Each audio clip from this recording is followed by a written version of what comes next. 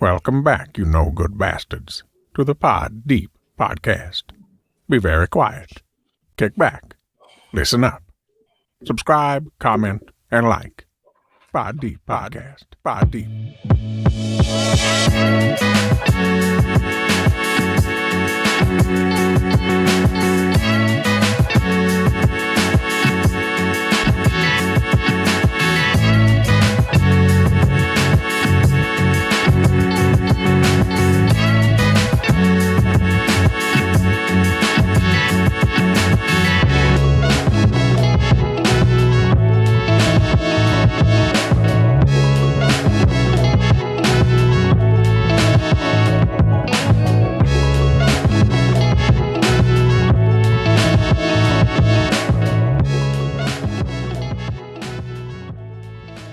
What's happening? What's good? You are live with episode number 35 of the greatest podcast in the world, also known Welcome as back, you no good bastards. Pod Deep to the pod. Podcast.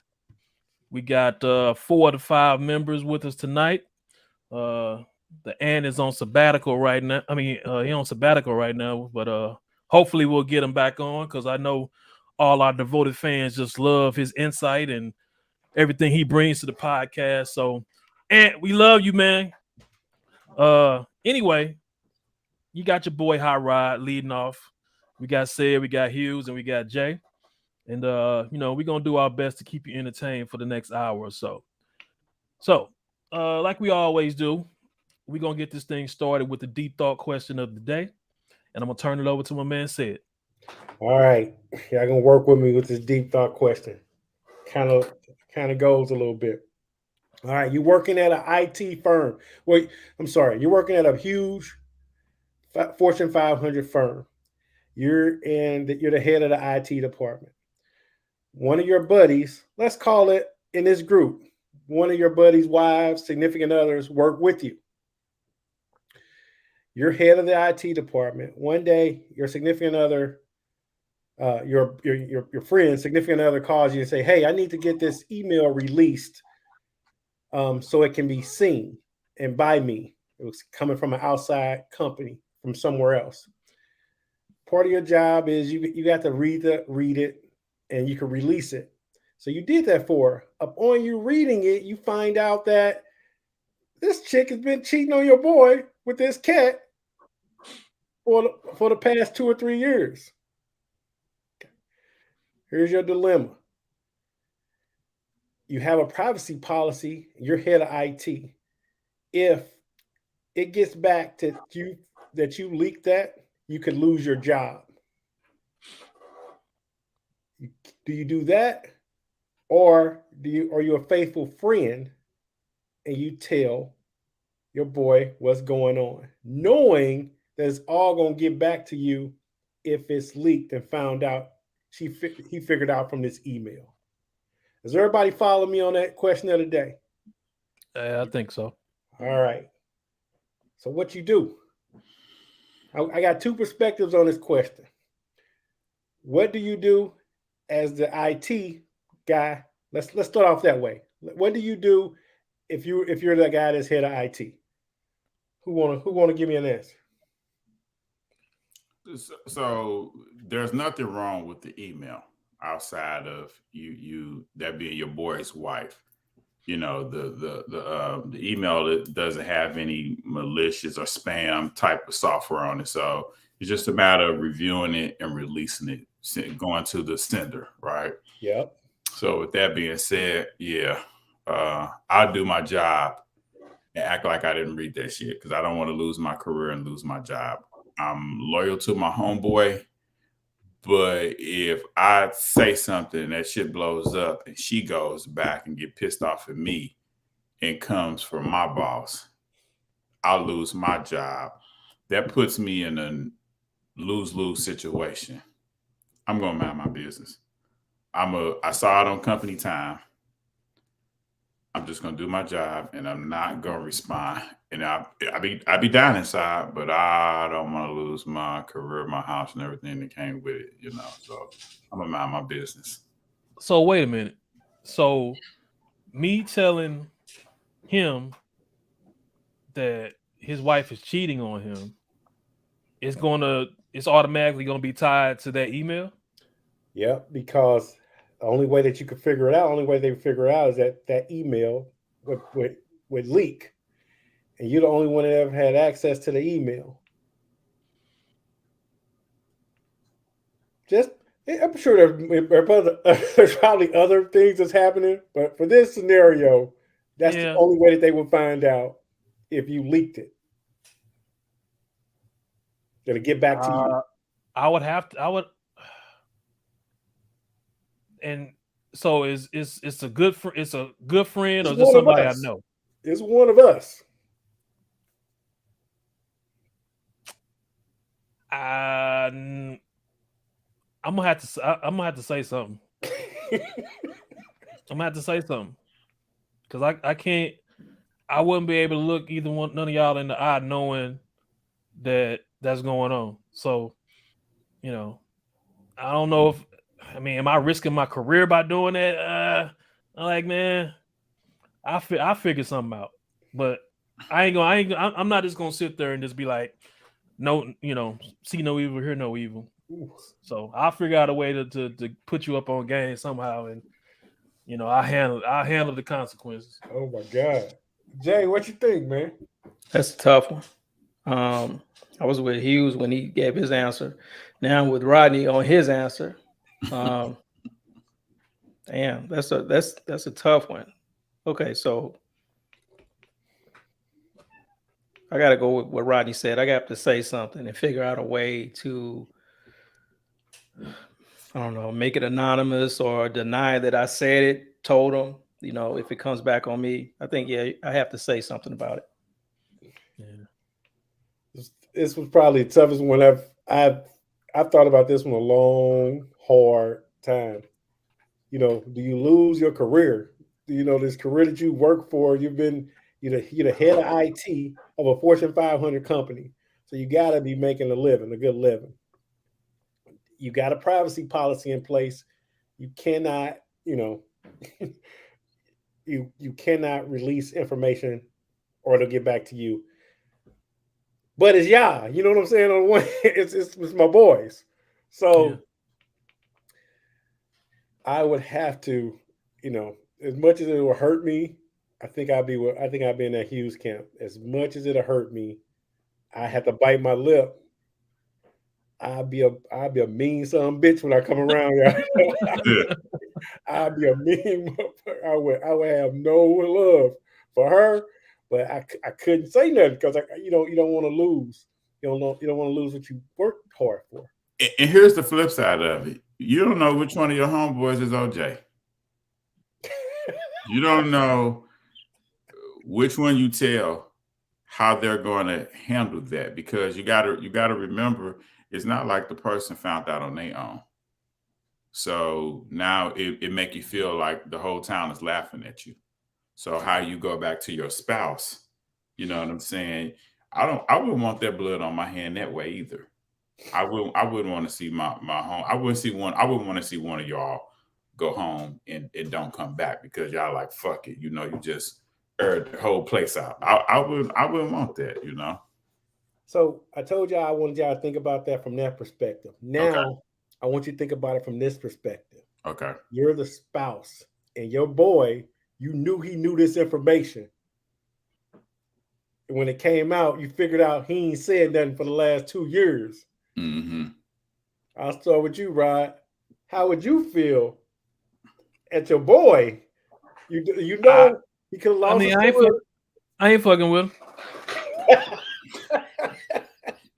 I ain't fucking with him off tops. I get it. I get what you and Squeak saying, but nah. If I found out after the fact that you knew all along that this bitch was playing me, and you just bit your lip, just was mean to her, like, nah, fuck out of here, dude.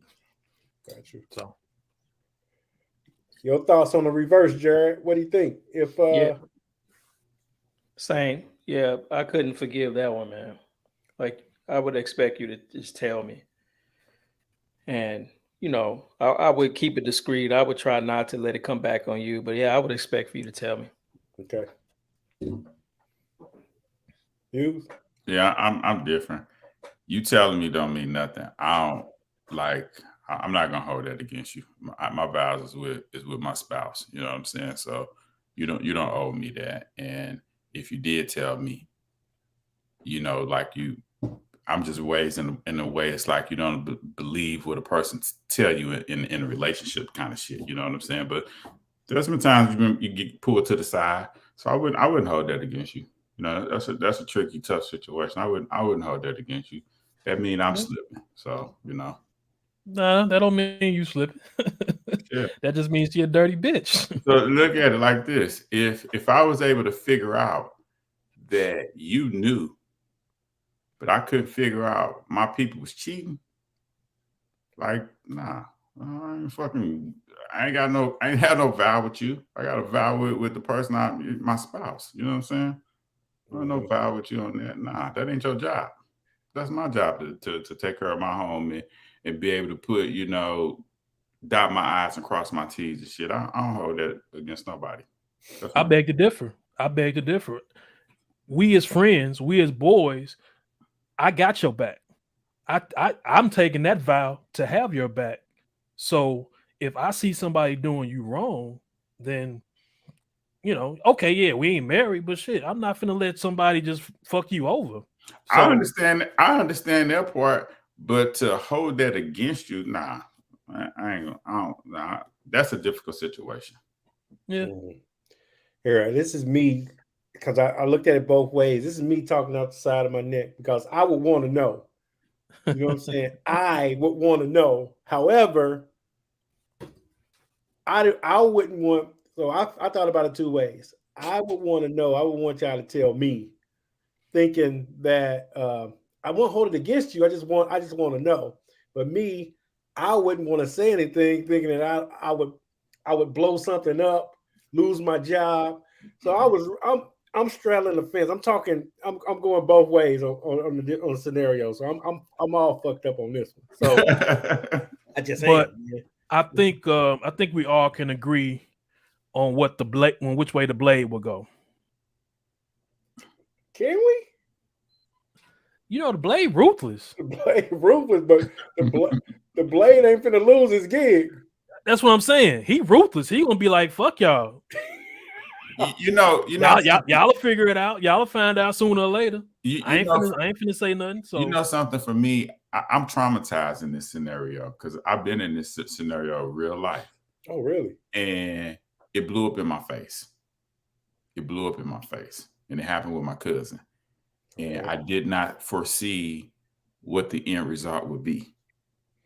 And that forever scarred me, because I told her, that, hey, your guy's cheating on you. And she went back and told everything I said word for word. So now he sees me out on the street.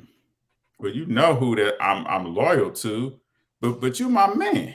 Mm-hmm. I didn't expect her to say put me under the bus. But when a person is in love and they hurt, they're gonna tell the motherfucker story how they hurt the damn story, not protect you, the source. Right. And so that made me going forward say, you know what? I ain't doing this shit no more, because I had to watch her suffer, breaking up, crying, and all that shit. They never got back together. And I had to watch this motherfucker go around town, do what he do.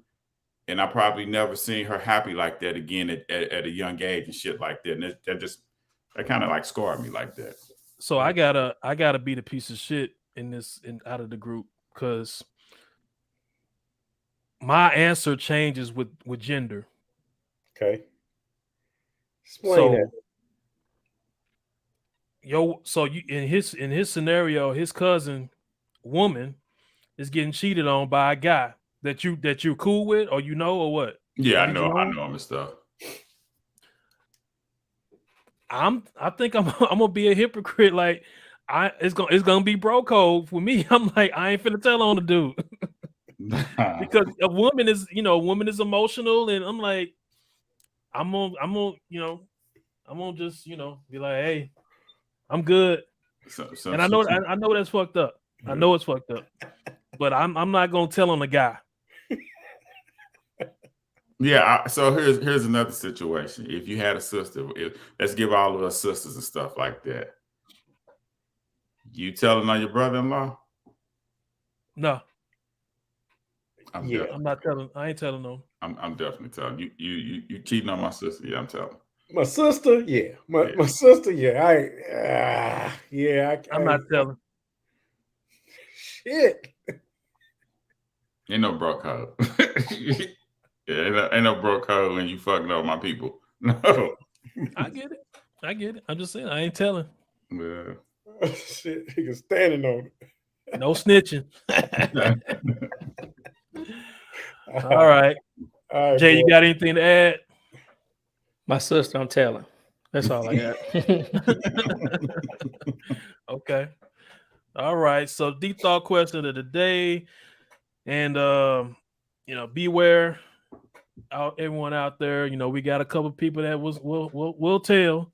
And we got a couple that's gonna hold tight. So moving on to our first topic of the day. So over the weekend we had Chris Rock with his live Netflix special. So it was very anticipated because of all the drama that happened around this time last year with Will Smith going on stage and slapping him. So now a year later, he comes out with this Netflix special live. Everyone's hyped about it. They did a big pre-show before it came out. I mean, before it started, they did an after show. Did anybody catch how much he got for this? Like, I've heard some figures tossed out. Does anybody know how much he got for it? No. You don't? Okay. No. So I'm sure he got paid handsomely, Yes. for this. So, did everybody get a chance to check it out? Yeah, I checked it out. Mhm. Okay. So let's toss this around. Let's just get everyone's opinion on how they think it was. And Sid, I'll start with you. What was your how did you feel about the Chris Rock? I enjoyed it. I thought it was a funny. I'm a preface this by I'm not a huge Chris Rock fan. I think he's done one funny stand up to me on all the stand ups I saw from him, but I enjoyed this one. I enjoyed it. I thought it was good. I laughed out loud a few times. I give it probably about a 7.5, 8 out of 10. I thought he was good. I thought he was on point. I'm glad he held, because the anticipation was, is he going to talk about, the slap? Is he going to talk about slap? He ended it well. So all in all, I thought it was a well put together show. I enjoyed it. Made me laugh out loud. So like I said, I give it 7.5, 8 out of 10. Jay, what you think about it? Same here. I thought it was, he had some good jokes. I enjoyed it. He came out strong. I didn't really care for those white boots he had on, but it looked kind of crazy with the boots. You look like some white Jodeci boots. Yeah, it was looking kind of crazy. Yeah, good jokes. I liked it. No complaints on my end. Squeak, what about you? How'd you feel about it? It was decent. It wasn't a classic. It wasn't his best material. I give it like a C-. I laughed at times. I didn't like the how he was using the B word towards Jada, calling her a bitch and shit like that. Definitely made me feel like shit. That's why Will slapped your ass, but he got his point off. He looked hurt at times, when he would go into that Will Smith talking. He looked like he need therapy. You know what I'm saying? He really, I don't know if it's over with or it's just that really traumatized him. You know what I'm saying? And he forced to talk about it. But I enjoyed it. I thought it was good, but I didn't think it was better than some of his previous stand-up and stuff. Okay. I'm gonna push back on that. So that is going around about how he called Jada out her name and stuff. But did you catch the part where she pretty much instigated it from a previous Grammy show? So she said that she was like, Chris shouldn't host the Oscars, right? Mm-hmm. And that was deemed the Oscars so white because they didn't have any black nominees. And so also she had a hidden agenda. You know, Will wasn't nominated for concussions, right? So I didn't understand, you know, like why he took offense to that other than shit, I'm gonna do a job. I got a job and do a job. You know what I'm saying? But I guess he took that as a shot. And so he told a joke about Jada on that Oscar saying that, you know, Jada not showing up is like me not being invited to Rihanna's panties. That's what he said on the Oscar that day. Right. So when you fast forward to last year's Oscar, that's what I thought this shit was brewing up about. Is that he came back with the G.I. Jane joke on Jada, who was nominated for anything. She just happened to be in the audience.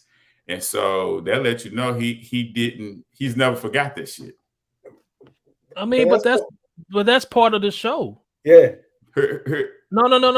Hold up. When you are hosting a fucking award show, it's not our next nominee is or next person to the stage is. That's not what it's about. It's about being an MC. You controlling that show. You bringing people out. You cracking on anybody in the motherfucking audience. That's just how it goes. Yeah, that's true. That's exactly what he did. He gave her a compliment, and then he gave her a backhand slap. I agree. And she had a movie out, G.I. Jane, so the commentary was appropriate. I mean, talking about current stuff.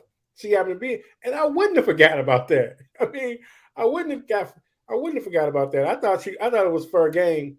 Plus, it sounded like he had big time love for Will Smith. Like you know, there was a relationship there. You know, it seemed like it was a relationship with all of them. Yeah, I saw. He was out of pocket saying, "You taking money out of my pocket? What you mean you don't want me to host I should be hosting. You taking money out of my pocket? You know what I'm saying?" Yeah. So that's how I kind of felt about it. Yeah. So, well, let me give my spiel. I think it was okay. It definitely wasn't Bring the Pain level. It wasn't Bigger and Blacker. And there were a couple others that I liked from him. To me, it was too many lulls in between the jokes, in between the laughs. Like I would get a good laugh, and then it would be like he would go real 3-4 minutes before the next laugh. You know what I'm saying? It wasn't like just rapid fire type shit. So that kind of put me, I want to say put me to sleep, like I was bored, but it was like, you know, you ready for that next laugh, and it's like it ain't coming, so you just kind of deflate a little bit, and then bam, okay, now he say something funny. So yeah, I think it was good. It wasn't quite what I expected. I did like how he teased it, the Will Smith shit, like you know, Lord knows I don't need another mad rapper. You know what I'm saying? I like how he teased that a couple times. Right. You know, leading up to the finale of you know, going at Will. You know, there's a lot of talk about did he go overboard, and you know, like Squeak, you said, you know, that's the type of shit that's the type of shit that got him slapped in the first place. But I'm okay with it. I'm okay with it. You know, the only thing I feel I might feel a certain way about is, so when the slap happened, Chris Rock didn't go in and hide and go into seclusion. He went on the road. You know, that motherfucker went on tour. So I guess this is the point I need clarity on. So that, and at no point during that year did he ever mention Will Smith? He never mentioned him? I never been to his shows. I don't think he did though. I don't know if he did or not. They was like, he was on a show with Dave Chappelle, and I think he was on stage. I could have all the details not quite right, but I think Dave was cracking jokes, and Chris Rock was like on stage. Yeah, I saw that one. I saw. Yeah, I didn't mean to cut you off, but yeah, I saw the one that you was referencing. Yeah. But I agree with you. He didn't run away. He didn't, go to rehab and all that shit. Mm-hmm. Yeah, it's just I don't know how I feel. Like, okay, like if you had went to seclusion and then you pop out a year later and now you speaking on it, then that's one thing. But I don't know. I don't even know what the point I'm trying to make. But it's just, I don't have a problem with him the way he went at Will Smith. You know, he called him a bitch. You know, he called him out. I mean, he broke it down. You know, like you say, selective outrage. Did any of y'all feel sorry for Chris while watching it? While hearing him talk about the whole ordeal, how he had love for Will, did any of y'all feel like kind of sorry for him? I did. I didn't either. I didn't. Yeah, sure. Because he got wronged. Yeah. Because he was just doing his job as a comedian, and this man got up there and slapped the shit out of him. Yeah. And everyone, millions and millions of people seen it, and he's gonna have to live with that shit. Yeah. I feel bad for him because either he's not a fighter, he ain't built like that, but you know he wanted to defend himself. And at the same time, he didn't want to do that with Will. And I thought he did a great job of explaining that. You know, like he painted Will as a motherfucking monster, basically just saying shit, you know, your bitch is the reason why you act like what you did. You know what I'm saying? I just happen to be the end result of that, you know. And that's nothing for debate. You know, that seemed like that's the way he set it up is how shit played out at their real table type thing, you know, the discussion and shit like that. So I thought he did an excellent job of explaining that part and leading up to why he didn't fight. But man, that wasn't for a comedy though, you know, when we got to that point, because it was no joke behind any of that shit. Everything he was saying was just real true shit, you know. He was just venting. Exactly. He was venting at that point. He was. I think he made it funny. He slapped me. I still hear "Summertime" in my ear. Yeah. Drums, please. Ringing. Yeah. He called him Suge Smith. Yeah. He said what I've been saying all along, that his wife is a dirty whore. And that slap didn't have nothing to do with no G.I. Jane joke. It was just trauma built up. People been making fun of him about that broad for, you know, decades now. Yeah. So yeah. I don't feel sorry for him to answer the question. I felt like he did his thing. This is how he do. This is his response. He's in his arena. He's doing what he does best to explain the situation. And I thought he did it. I thought he did a great job. So you like this is his punch back. Like this is it. He dragged his ass. You know, he called him a bitch. He said, everybody thinks you're a bitch. He thinks you're a bitch. Charlamagne thinks you're a bitch. You know, he killed him. You know, he fucking killed him. And so Chris Rock got his lick back. Yeah. And I like it because, man, he was like, nigga, I'm this little nigga. You this big motherfucker. When you know, what you want me to do? So I thought he did a good job. He got it in his arena, and he explained it perfectly to me. So I thought he did excellent on it. If you will, you can't say shit. You can't do shit. I think I give it probably a 6 on a scale of 1 to 10. Mm-hmm. Not great, not bad. It's right in the middle, a little bit above average. But do you think that had anything to do with the being live? Do you think a pre-recorded performance could have been tweaked in, you know, jokes we worked and added? I kind of think I walked away feeling like a pre-recorded event would have been much better than a live event, being that he messed up the emancipation versus concussion joke. You know what I'm saying? I mean, that's the only thing that he messed. That's the only thing that he stumbled on. So I don't know. I don't know what going back and editing anything would have been able to do, because, like you say, that's the only thing that he really actually made a mistake on. But you know, maybe that put him on edge a little bit. The fact that it was live, you know, and to where he wasn't as sharp as he normally is. Yeah, and it was the Will situation particularly that got him. I think got him a little going into the Will shit. I think got him a little rattled, but I thought that's what I was feeling too. Like he's talking about something that he don't really want to talk about, that he's forced to talk about, basically. So yeah. He was. I don't agree with. I don't want to keep this going, but I don't agree that he was in pain. I think he was doing his thing. What we heard, he's been doing that material for months now. That's not new materials. That's practice repetitious shit he's been saying, for months now. So I didn't see any pain in him at all. I just felt sorry for him, though. Me personally, I felt sorry for him, even though I was laughing at times. I kind of felt sorry as he got towards the end. Like you rarely hear a victim get to have a voice. You know what I'm saying? And I thought he did it in a very articulate and intelligent way. But I thought he added more fuel to the fire that Will is burning in too. So he definitely got his lick back. But yeah, I don't know how happy he is. He damn sure didn't seem happy to me. You know what I'm saying? Like from his previous performance, he got a energy about himself. You know what I'm saying? He seemed dark. That's all I'm saying.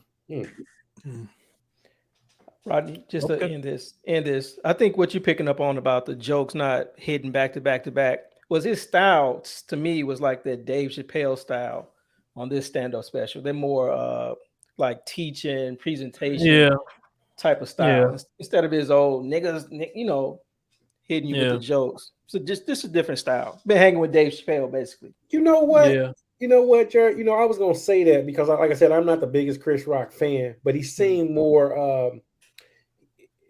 It seemed like it was some smart comedy. And like when I watched the other ones, it was more raunchy, but it seemed smart. Like he set up everything with a story, and it was just smart jokes. So that's why I enjoyed it. So. I like that ex-wife shit. I like how he bigged her up.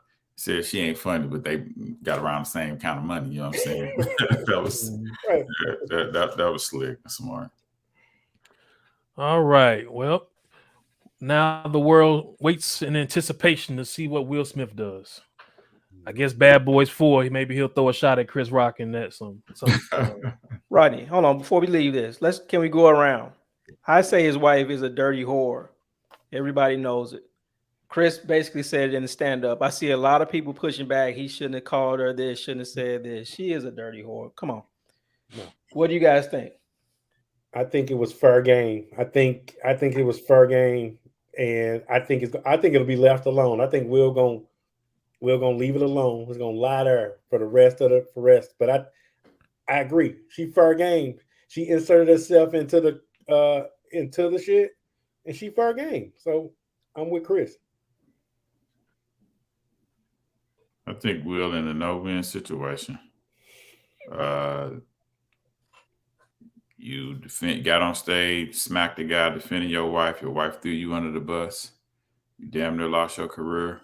Here a guy come on Netflix, one of the number one apps in the country, and, shitted on you and call your wife a bitch. And you're going to have to take this one on chin. Simple as that. Regardless of how you feel. So, Jay, what was your question? Is she a whore? Is that what your question is? I see a lot of black Twitter. Man, I did not expect the reaction that people were having. I thought it was fine. I thought he was being truthful, saying what we all think about, Jada and the whole Will situation. But I see a lot of black Twitter saying that he's wrong for calling her the B word and all that shit. What do you guys think about it? I think she's a dirty whore. He's wrong for calling her a bitch because she's a black woman and he's a black man and that kind of thing. Not so much down that lane. Is she a dirty whore in your opinion? I think that's some of the pushback I've heard is that he gets in front and he calls a black woman a bitch, that type of nonsense. Like if you go down that lane, then black people can never do no wrong. Because we all, it's like, oh no, you can't call her this, you can't call her that. Like, shit, everybody fair game. So she is what she is. I don't have a problem with it. I'll put it that way. Okay, yeah, I just wanted to see what you guys thought about it. Yeah. I don't think she no dirty whore. I don't think they telling the truth. You got to remember that August Alsina started speaking about them. And what they did is try to get out in front of it and have the red table discussion. Because for years, they've always been talked about that they were swingers. And they always denied it. I always denied this shit. And so when August started speaking on him and Jada, confirming that they were in a relationship after being on the red carpet and pictures like that, then Will went on the red carpet discussion. So to me, as a husband, So wait a minute. You say who ain't telling the truth? Jada and Will not telling the truth. Oh, okay. That was what Will wasn't shocked what she did because he already knew. That's not how you receive that as a husband. You know, listen to your wife talking about she having an affair. Man, you're not gonna be civilized. And so that brings up another point that Chris brought up in the special. So do you go on fucking red table talk or whatever and sit in front of the person that cheated on you and talk about how they cheated on you for all to see? You have no fucking choice when you hiding some shit. What? You have no choice. What the fuck you mean you have no choice? So if you and your partner are swingers and you don't want the world to know, and the motherfucker that you had a contract with went out and started saying what the fuck they did to your partner, then you have no choice but to get out in front of it to say. So you go. So if your wife is cheating on you, you gonna come on this motherfucking podcast and talk about the shit? No, with us? It's not cheating when you have an open relationship, Ryan. That's not cheating. When you have an open relationship, he was crying about that shit. I don't think he was crying about it. He was really hurt. I don't think he knew about it when it was happening. Listen, you think a motherfucker that seen his son friend fuck his wife, he not gonna do shit about it? He just found out from a red table discussion. So wait a minute. So you think Will gave her permission to fuck her friend? Yeah. So he's a bigger simp. That's just what they are. Yeah, I don't think you had that fucking conversation for the first time on camera and you not shocked. That nigga was miserable. And he's miserable because he's getting done in by this bitch time and time and time again.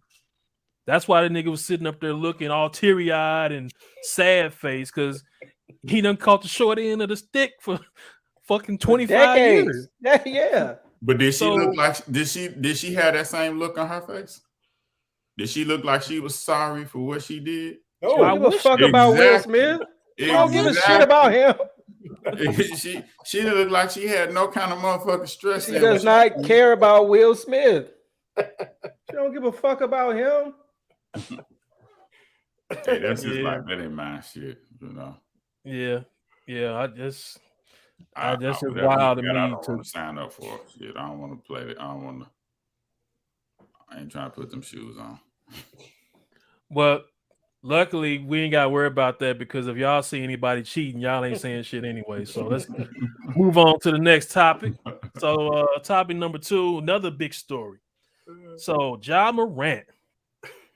The fuck is wrong with Ja Morant?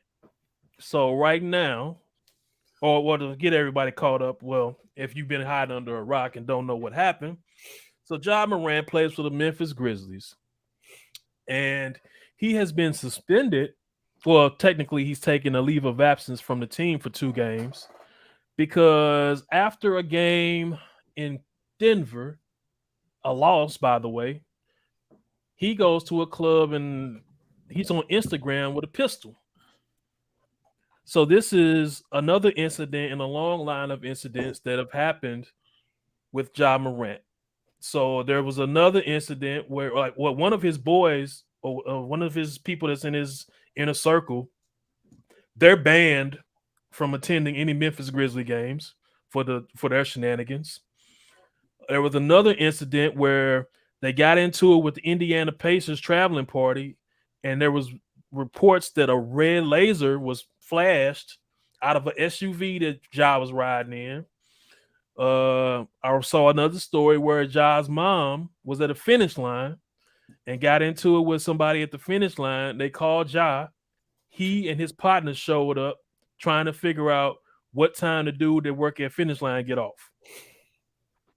And then there was another incident where at a pickup game where a 13-year-old, I guess, is alleging that Ja punched him in the head 12, 13 times and flashed a gun.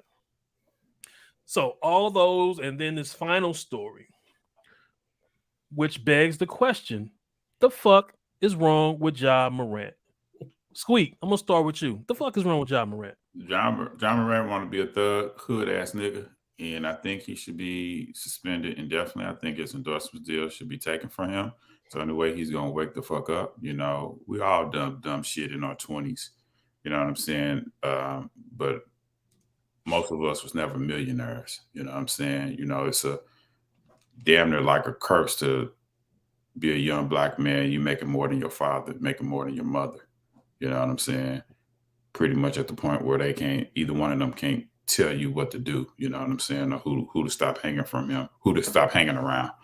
And I think in order for him to grow up, you know, he needs to lose something. You know. So wait a minute, you say he should lose his endorsements? Yeah, and you scare him. You use a scare tactic on his ass. You drop the endorsement, but you get him for cheap. You know, because he's so hot right now. He's gonna fuck up and make a huge mistake that he probably can't come back from. You know, the way he was trolling that motherfucker gun like it was an ink pen or some shit. And you know, you coming out of Memphis, man. You know, Memphis is one of the most dangerous cities in this country in the U.S. Fuck you doing with that little bitty ass gun? That ain't the gun you want to pull out in no shootout. You know what I'm saying? Like he planted that goddamn gun, man. You know he'll shoot that, he'll pull the trigger. He's so fucking ignorant. Like I've never seen somebody handle a gun that way. That shit just pissed me fuck off. Like this motherfucker was like this twirling this shit, like smiling, like what the fuck is wrong with you? Like it ain't like he got into an argument and somebody tried to take his chain and he had to up the strap. You went on live to flash a fucking gun. Like, man, I mean, I'm sure the motherfucker wasn't loaded. Who gonna carry a empty ass gun around and flash it? It better be loaded. The fuck you got it for if it ain't loaded? What the fuck you? I carry a packing knife. The same thing you just talked about. Just acting, wanting to have a certain look. Nah, that motherfucker shit. It probably ain't have no safety on it. The motherfucker is loaded. No, you can't say that. You can't say it's loaded, Squeak. You can't make that. You don't know if it's loaded. That was one of says deep thought questions. If you pull a fucking gun out and it's not loaded, you could lose your fucking life. You could lose your fucking life because people will panic. He's not in the he's not in the altercation. He's fucking on IG showing off. So it's not like it's an altercation where he pulled it out. No, yeah, he pulled it out, and he has several altercations where this is what the third incident.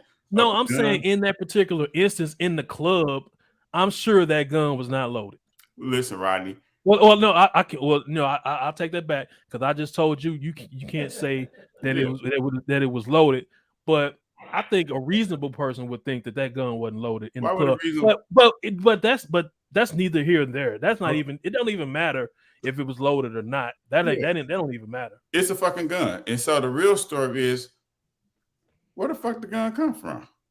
Did you have a gun in the airport? Like so that's the bigger issue. So that's what's going to get him suspended for probably the rest of the season. Yeah, I mean, is the fact that he brought that gun. He would have had to have brought that gun on the flight in order to have it in Colorado and have it to Denver, unless he sent some of his boys ahead with the gun or some shit like that. But that's what if you're smart, you would pay one of them to take a fall, right? So now they on you on the hook with their ass for life because all they're gonna do is just try to bleed your ass dry and get more money out of you, knowing damn well that ain't what happened. You know what I'm saying? So he has to be suspended. He has to lose some of his endorsements so the clowns that he can get that he's hanging around can say, well, shit, he lost his shit. So let me stop hanging around here. That's how you build your wisdom up, man. If your pops and you got him in your life and he's not adding any value to you and shit, you need some real OGs. That's okay. I got you. I don't mean to cut you off, but I did. I pulled my Nori on you, but I want to get it. I want to bring it around, get everybody's opinion. Jay, what you got to say on Ja Morant? I'm not familiar with the young man. I just caught a few of the headlines. He's going to lose some of his endorsements. I don't know if he should lose them forever, but he's going to take a hit. Probably going to get suspended for a while. I say give him one more chance.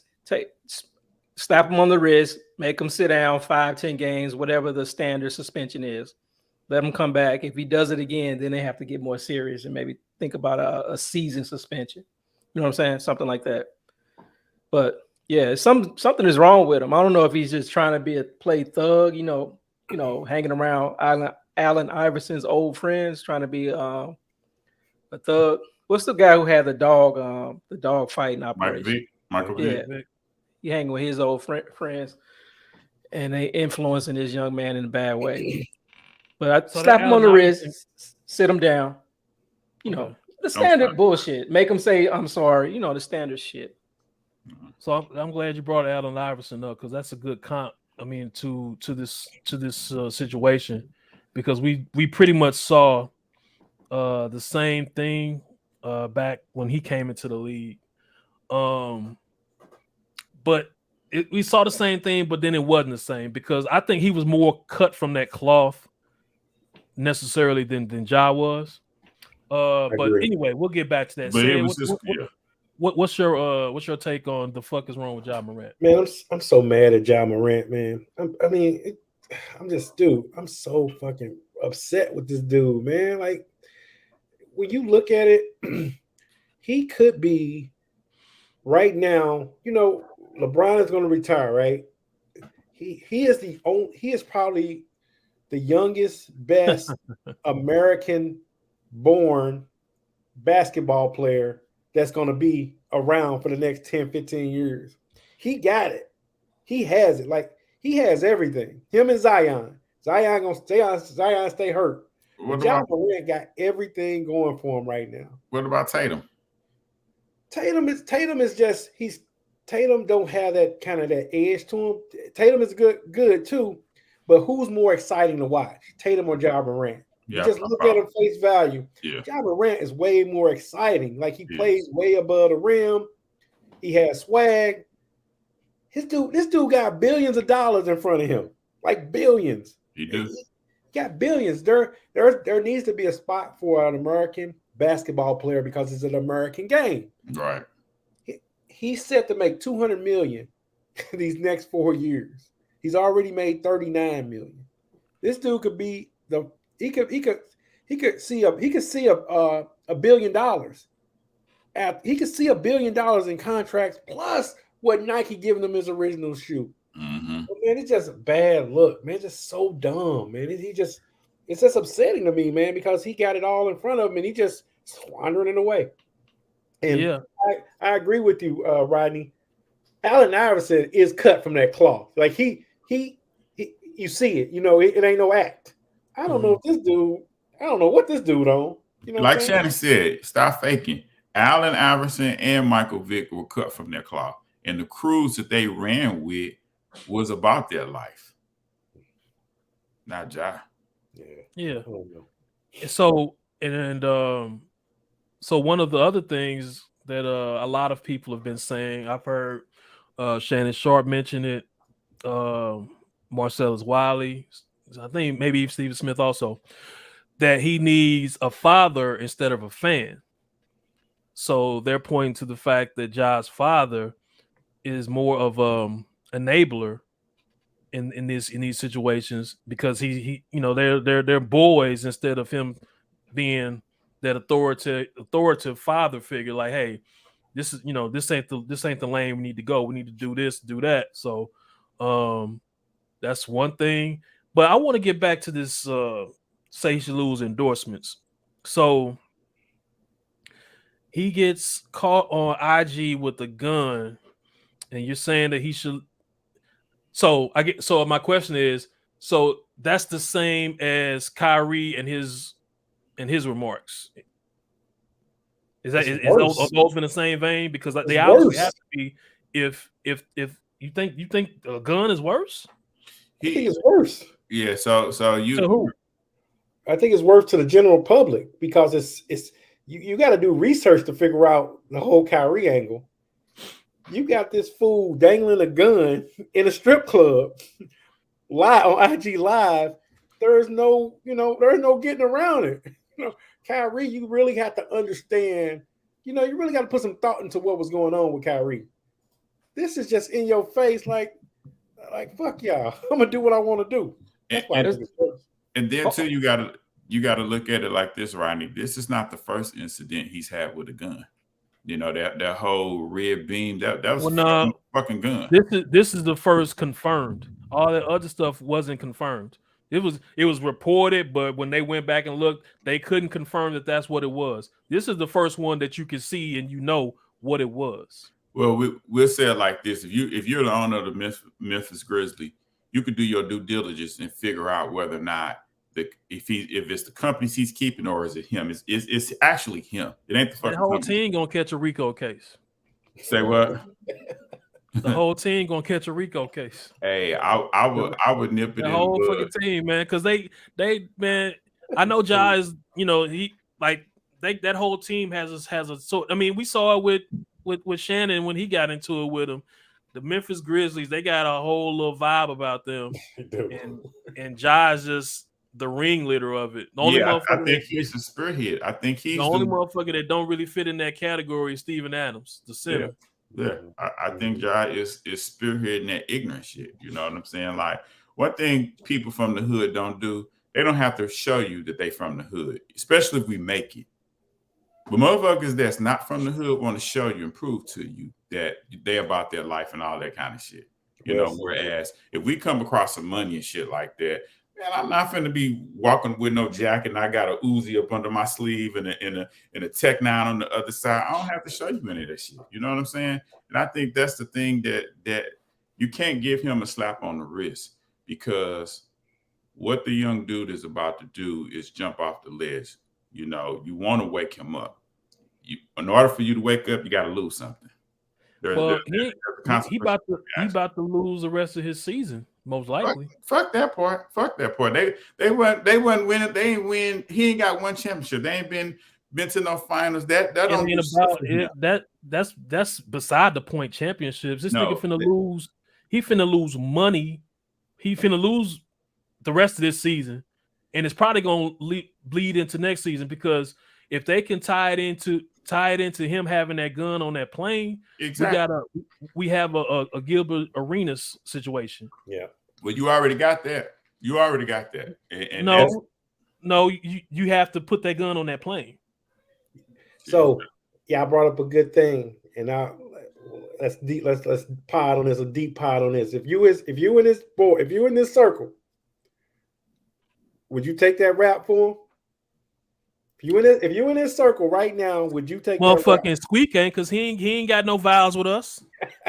That motherfucker, he ain't gonna take the charge. He ain't married to us. You got your boy, a star, an NBA star.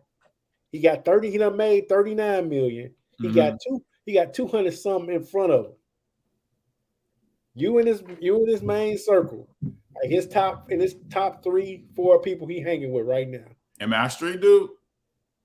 Yeah, I guess you with him. So I don't know what his circle is like, but you ain't you. You just I guess you like a cat that know him. Like y'all in it.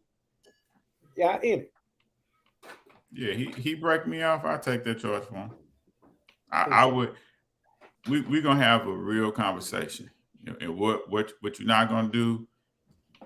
Excuse me. Don't have me take the L just for 3 months down the line. You fuck up again.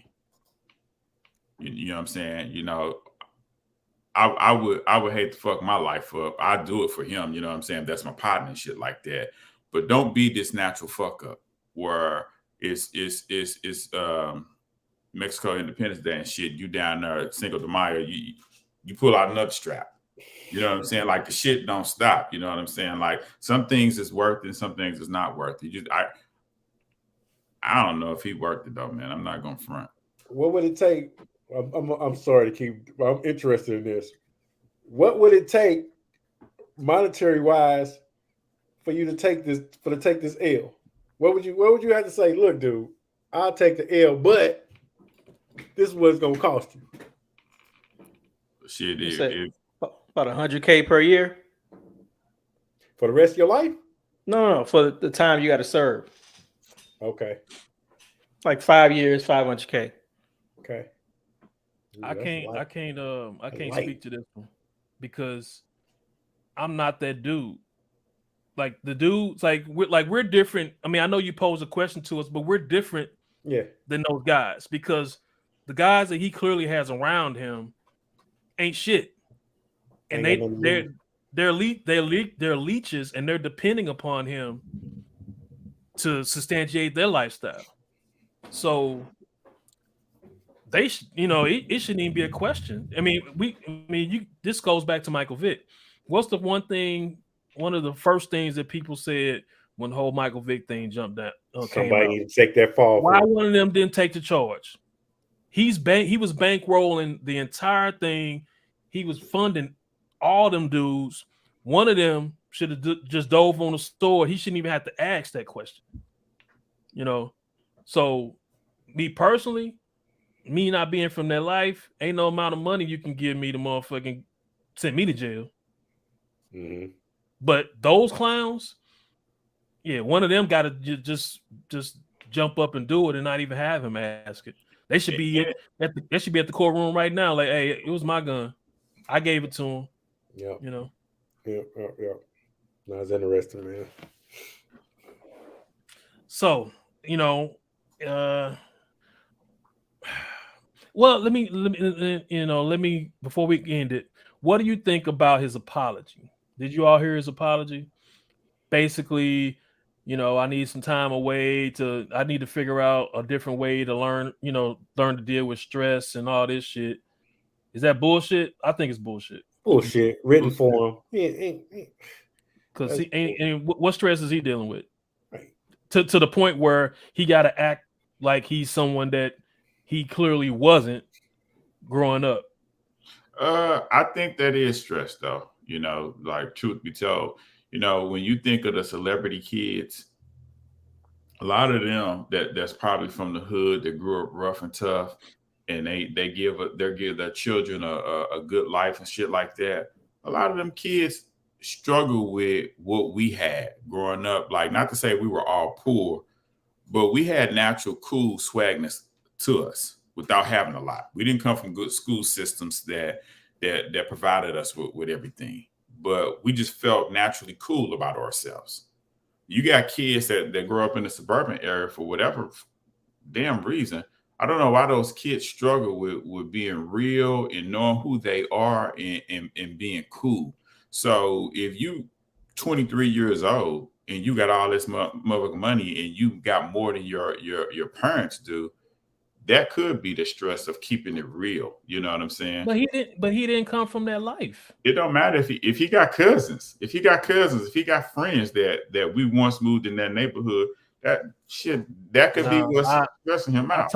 I totally disagree because, truth be told, we grew up in harsh environments. All of us did. Yeah. Now, in our households, we weren't raised by single mothers and all that shit. But the neighborhoods we grew up in drug infested, gang infested neighborhoods. Which is why we don't have to chase the shit. Huh? Which is why we don't have to chase the shit. For the kids that don't grow up in that don't know the hood, that's interesting to them. That makes absolutely not a bit of goddamn sense to me. It don't, but it makes not a bit of goddamn sense. You just mentioned it. You are a potential billionaire. He's still 23. Why would you? It makes no sense to portray an image that you clearly didn't have 5 years ago. Shit. It makes no sense. We just said about Michael Vick. Wasn't that motherfucker a millionaire? The fuck he fight dogs for? But he did it. He did it. I think he because grew up in that environment. They were dog fighters. Yeah, that's what they did. It wasn't something that they all of a sudden decided to do. That's what the fuck they did. I don't think that money can change you. If it's in you, it's in you. I agree. But you got a point. Some people pretend they get around the wrong people, get some money, and start wanting to be a thug. I'm just saying, ain't no fucking stress there. He just being a dumbass. Yeah, that too. That's what I'm saying. That whole he got to find a different way to deal with stress. That's bullshit. You just got to stop being a dumbass and get away from these leeches. you know, in your younger years, everybody has a issue with being considered corny and lame. And so, you know, when that target is like a nerd too. You know, I grew up wearing glasses and all this shit. So when the label of being a nerd was thrown up on me, shit, I took that shit with pride, motherfucker. You know, because it was around the same time as the Crip and Blood shit came. So that was my motherfucking meal ticket to say, hey, you know, I ain't no gangbagger, dog. I'm a motherfucking nerd. So don't stop asking me if I'm a Crip or Blood. The shit saved my fucking life. Mm-hmm. But for some guys, that shit in their teenage years and early 20s, that shit eats at them. They don't want to be considered lame, corny, which is what they are. There's nothing wrong with going home and going what you. There's nothing wrong with that shit. You know what I'm saying? That's how you make it to the next few years and shit. But who? I mean, I guess we just don't know. But I didn't hear that he was ever considered that. That's not our generation, though. That's not. You don't know the cats he grew up with. That's on his shit talking about you corny as fuck, you lame as fuck, you ain't about this, you ain't about that. You know, we don't have to face that type of backlash about being a millionaire, being young, and not showing up where you used to show up and stuff like that. You know. Yeah, I don't agree. I can't make no excuse for him. Yeah, I ain't make no fucking sense either. So I'm just saying. All right. So moving on to the next topic, we're gonna do a flashback. We're going to flashback to the year 1993. A lot of things happened in that year. We had a big flood here in St. Louis in 1993. We all were sophomores, and we had a tragic incident that happened to us in high school. So back in 1993, let me see, what's the young lady's name? LaWanda or something? The young lady's name is LaWanda Jackson. LaWanda Jackson brought a gun to school, and she murdered her ex-boyfriend in the school on the second floor.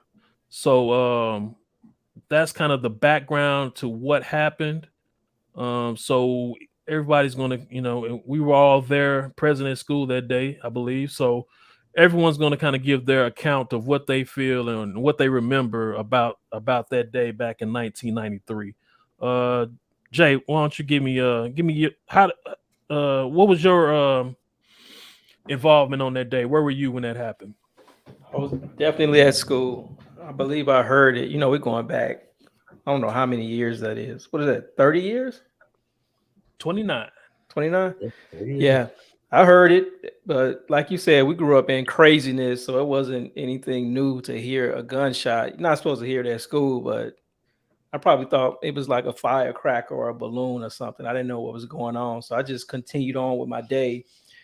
And then, the news started spreading. I believe they probably made us all go to a classroom and lock the school down. And then you kind of hear about it later on. You sure? So from what I remember, I think they ushered us to class and started, locking the school down, get the police there, moving people away from the second floor. I'm pretty sure that's how it happened. Could be wrong. Yeah, I can't remember. So I'll go next. I was just coming into school.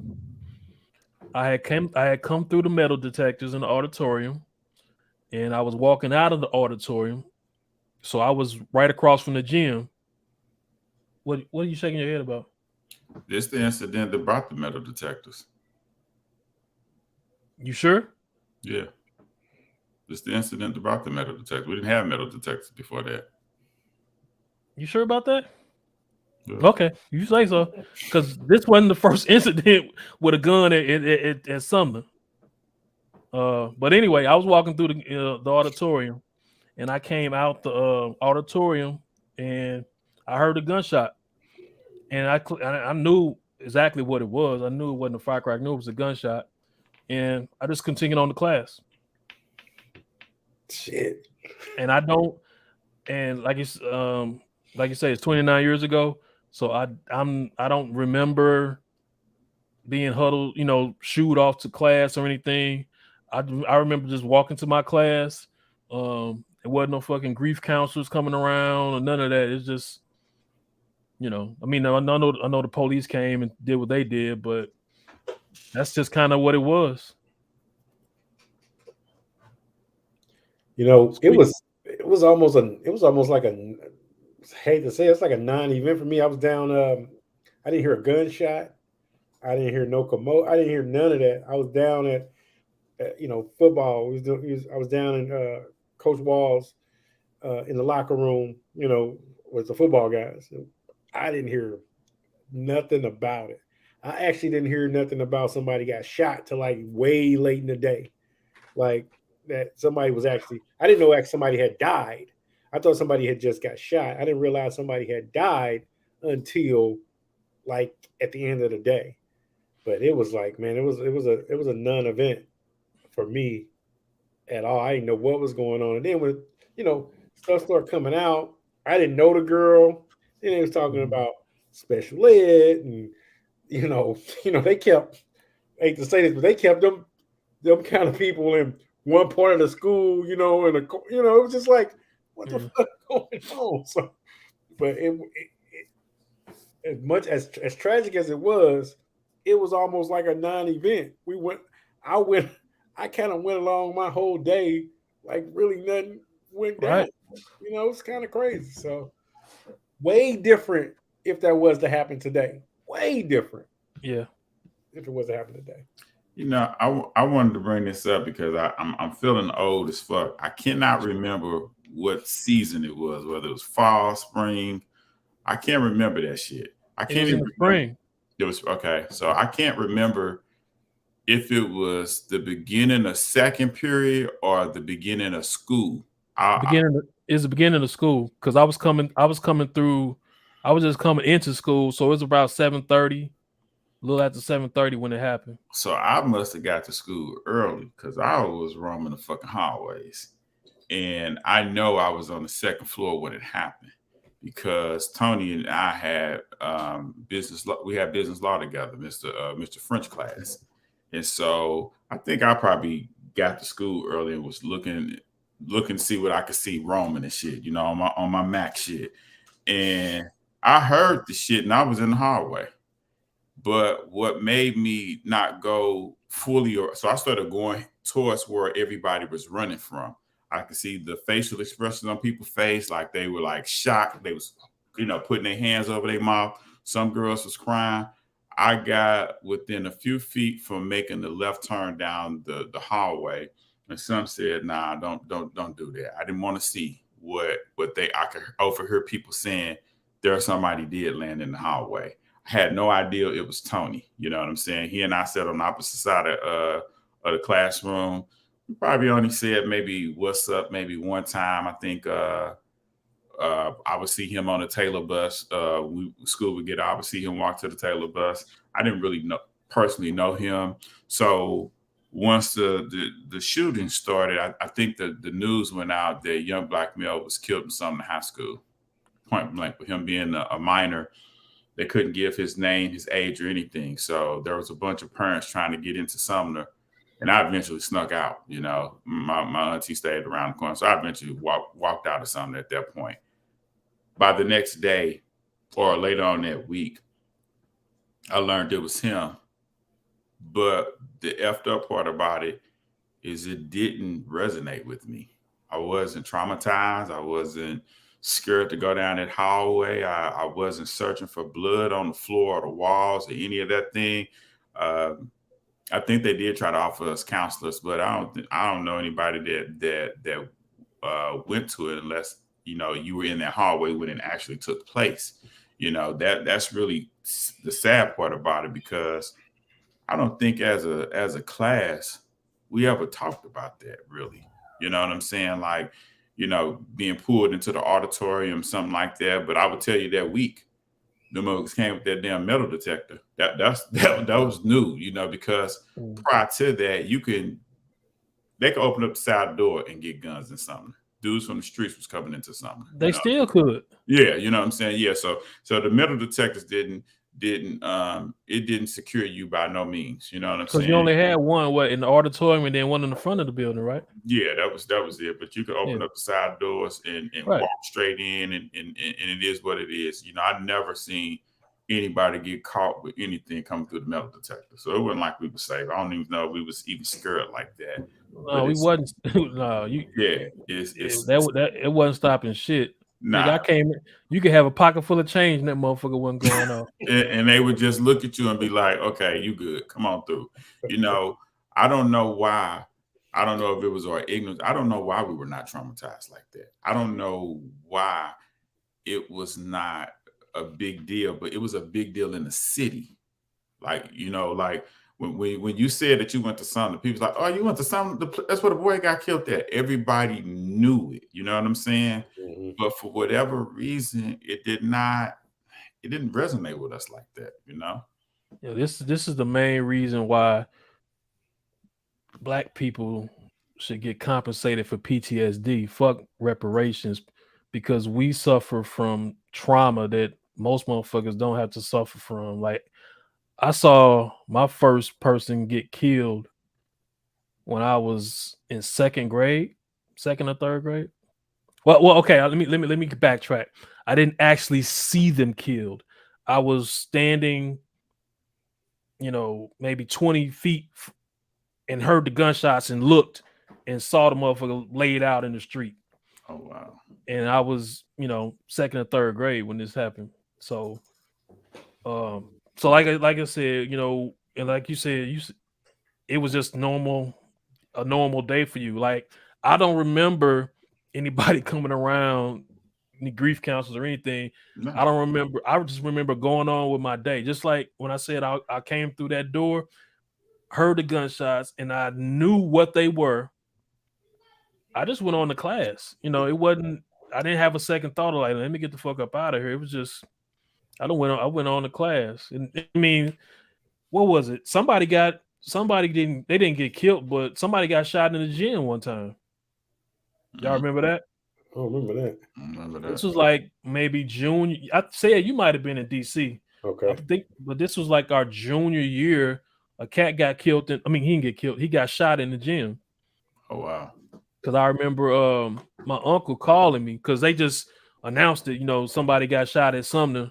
And I remember him calling, you know, checking on me to see, making sure it wasn't me. I'm like, nah, I'm good. I was somewhere else when it happened. So, yeah, you know, it's just that headline had my grandparents, my parents, my auntie, that had them going crazy. Girl kills guy, ex-girlfriend shit.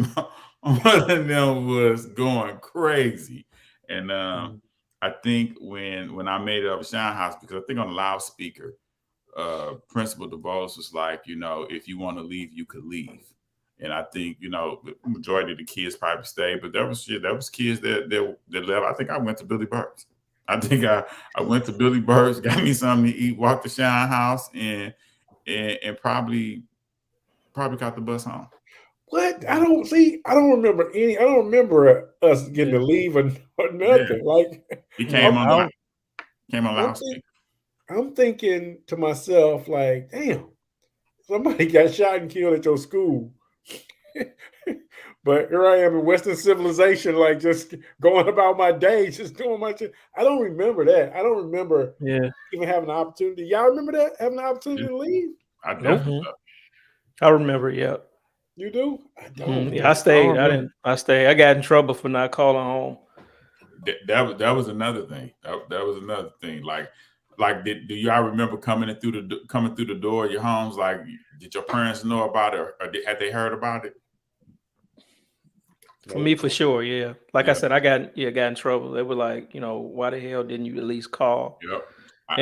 By the time I got settled home, I started receiving a bunch of calls with my family knowing I'm going to Sumner and stuff like that, because not only was it on the radio, it was on the news. So, you know, my aunties calls, it felt like a family reunion, just getting calls after calls after calls. Yeah, because I know you messed with them girls. I hope that I was just praying it wasn't you. Like, I'm good. I mean, that's crazy, because you all don't remember the shooting that I remember, and that happened a year later. Yeah. And I remember how that happened, and just a year earlier, the shit y'all talking about, I don't even remember. Like, I Yeah. don't remember. I just remember going to class. I don't remember Me too. getting the option of going home. I don't even remember getting grilled when I came home. Like, what the fuck happened? Why ain't you call? I don't remember none of that shit. I remember both of them. I remember her. I remember him. I remember both of them. I didn't know them that well. I just remember seeing them in passing and stuff. Like thinking back on her, I don't think she ever came back to Sumner. You know what I'm saying? Like, Oh, Think she in jail for life? yeah. yeah, like Yeah, I would hope that bitch don't come back to Sumner. I'm saying, like, I don't know if she showed up to school like when they apprehended her. You know what I'm saying? Like how fast it was. Like, did they apprehend her at Sumner or did they go to her home? You know what I'm saying? Like, I don't remember that part. It was at Sumner. It's in this article. She tried to leave out the door, and one of the guards called her. You remember that guard's name, the tall one, the tall, cool guard with the hair, With the curly hair. Oh, not curly hair, but like it looked like a fake, like a Waves. slick back. Yeah, y'all remember his name? I don't remember his name. It's like one name, like Leon or something. Curly. Billups. Curly? The tall dude. It was Was the it woman. Curly? Did we call him Curly? Yeah, that's what That I might thought be too. it. That might be Yeah, it. I think it was Light Curly. skin brother. Dark skin. No, he's dark skin. Wasn't his Dark name skin. Billups or something like that? Bingsley? Billups, something like that. Something like It that. began with a B. Billups or Bingsley. He was cool. Yeah. He would bust you for weed. Hey, let me get this story out before we leave this. It's some hood shit, but I just want to tell a story about Tony Hall real quick. Okay. Just, for his memory, put it out in the atmosphere. Okay. About what kind of person he was. I went to middle school with him. One day we were riding on the school bus. We're coming home from school, getting dropped off. I don't know if you guys remember Ernest Ludgood. He also went to Sumner. Light skinned brother? Yeah, he had a fine sister. I can't remember her name. I used to have a crush on her. They lived behind us on Newberry. Ernest was crazy. He had a pack of friends. They used to do shit like they'll be in the alley throwing bricks on bullets and the bullets shoot off. That's the kind of crazy shit they were doing. But anyway, we're on the school bus coming home, and Tony Hall was a friend of mine. We used to he used to be into rap. He used to have the tape Walkman, and we'll trade tapes and shit. Listen to this, going back and forth, joking on the school bus. Mm-hmm. So one day we're coming home from school. We're sitting on the bus. Everything is fine, and Ernest Ludgood is like, maybe he's the seat ahead of me, and it's this young lady. I'm not gonna say her name. You probably know her if I say her name, you'll probably know her, but I'm not gonna say her name. Mm-hmm. She went to Sumner too, I think, for 1 year, but she lived on Newberry also. And she said something not even smart, not even snotty to look good. She was just like playing, like regular girl conversation, like playing. And Crazy Ernest Ludgood took it the wrong way. Tony Hall was sitting probably across, maybe in front of this young lady. I want to make sure I don't say her name. But Tony Hall was sitting. He probably was sitting with me. I probably was on the inside. Tony Hall was on the outside. Ludgood was up, and then the young lady was up the next row. And I can see, and we all knew each other. We all kind of stayed away from Ludgood because he was nuts. Him and his friends were nuts. So she said something to Ernest Ludgood. He takes it the wrong way. He said something like, "When this bus stops, I'm gonna mess this girl up." So we're not thinking about it. We just going, ready to go home. Get off the bus, go to the corner store, walk home. This dude, the bus stops, and this dude just takes off on this young lady. She didn't even see it coming. Just lighting her up, punched her in the face like she was a dude. Bam, bam, bam, bam. Everybody on the bus was just shocked. Nobody moved, not even the bus driver. The only person that did something that stopped it was Tony Hall. And I will never forget that. Everybody else was shook, did not move, including myself. And he was the only one that stood up and stopped that situation from happening. Wow. So that's the memory I hold when I think about Tony Hall. That's the kind of person I see him as. He was a protector. He was just a stand-up person. He never did anything odd. He never bullied anybody. He was just a funny, music-loving, art-loving type of guy. So that's just who I remember him as. I want to say R.I.P. to Tony Hall. I'm sorry that happened to him. You know, at any age, that shouldn't have happened to him. But, you know, I just wanted to tell that story. That's the kind of person, you know, that he was to me. What middle school did y'all go to, Jared? Man, I went to 3 different middle schools. I don't know if it was Columbia, Stevens. And I think I went to Washington for the 6th grade. It probably was Columbia Middle. That was like St. Louis Avenue? St. Louis Avenue, yep. Okay. Every time I went to a middle school, they would close it down. Then I had to move to another one. Yeah, I'm glad you clarified that because you were sounding like Ja Morant for a minute there. What do you mean? You say you went to 3 middle schools, like you bad seed, man. No. And I like how you protected the name of the innocent, but you might not should have said old boy name because shit, he might hear this podcast and come after your ass. Ernest Lovegood got hooked on dope and passed away about 4 or 5 years ago. He was looking bad last time I saw him. Yeah, he's gone. So you on some T.I. shit talking about the dead. All right. Let me ask you one last question about that, Jared. Was Tony in a special?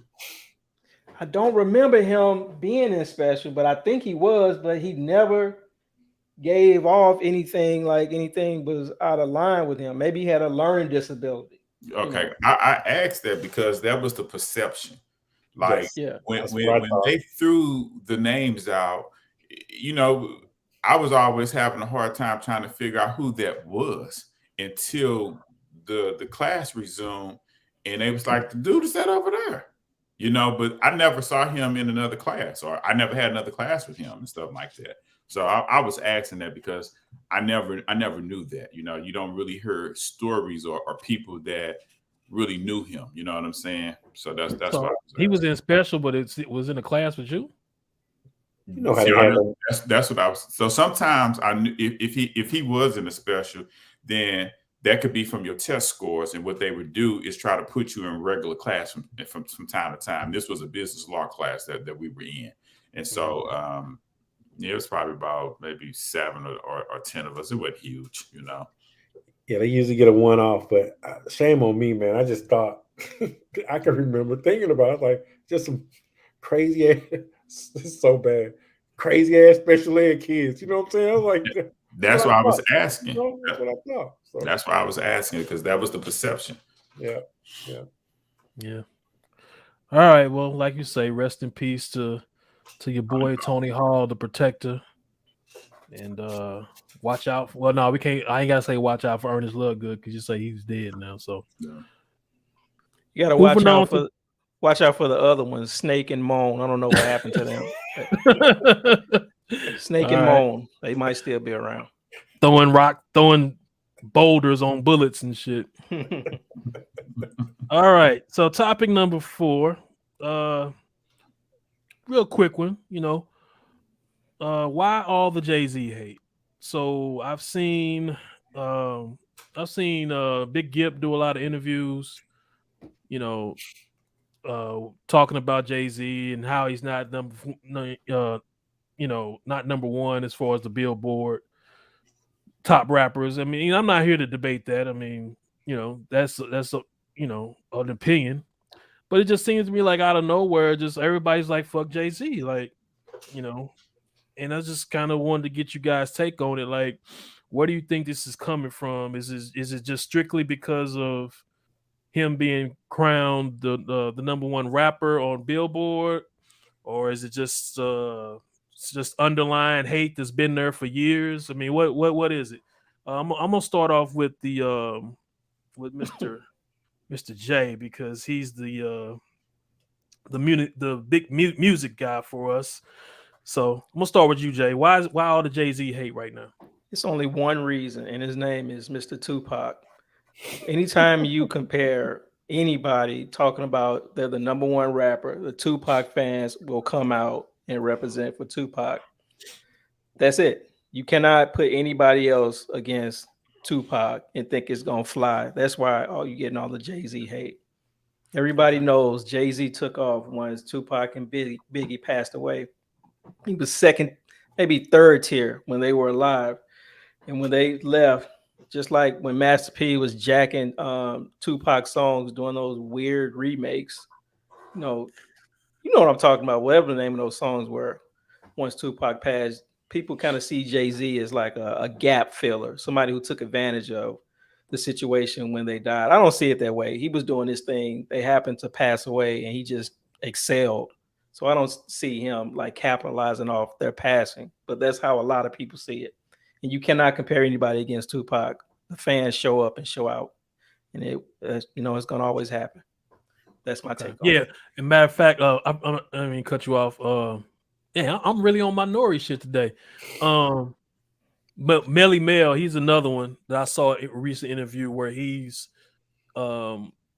pushing back on Jay-Z.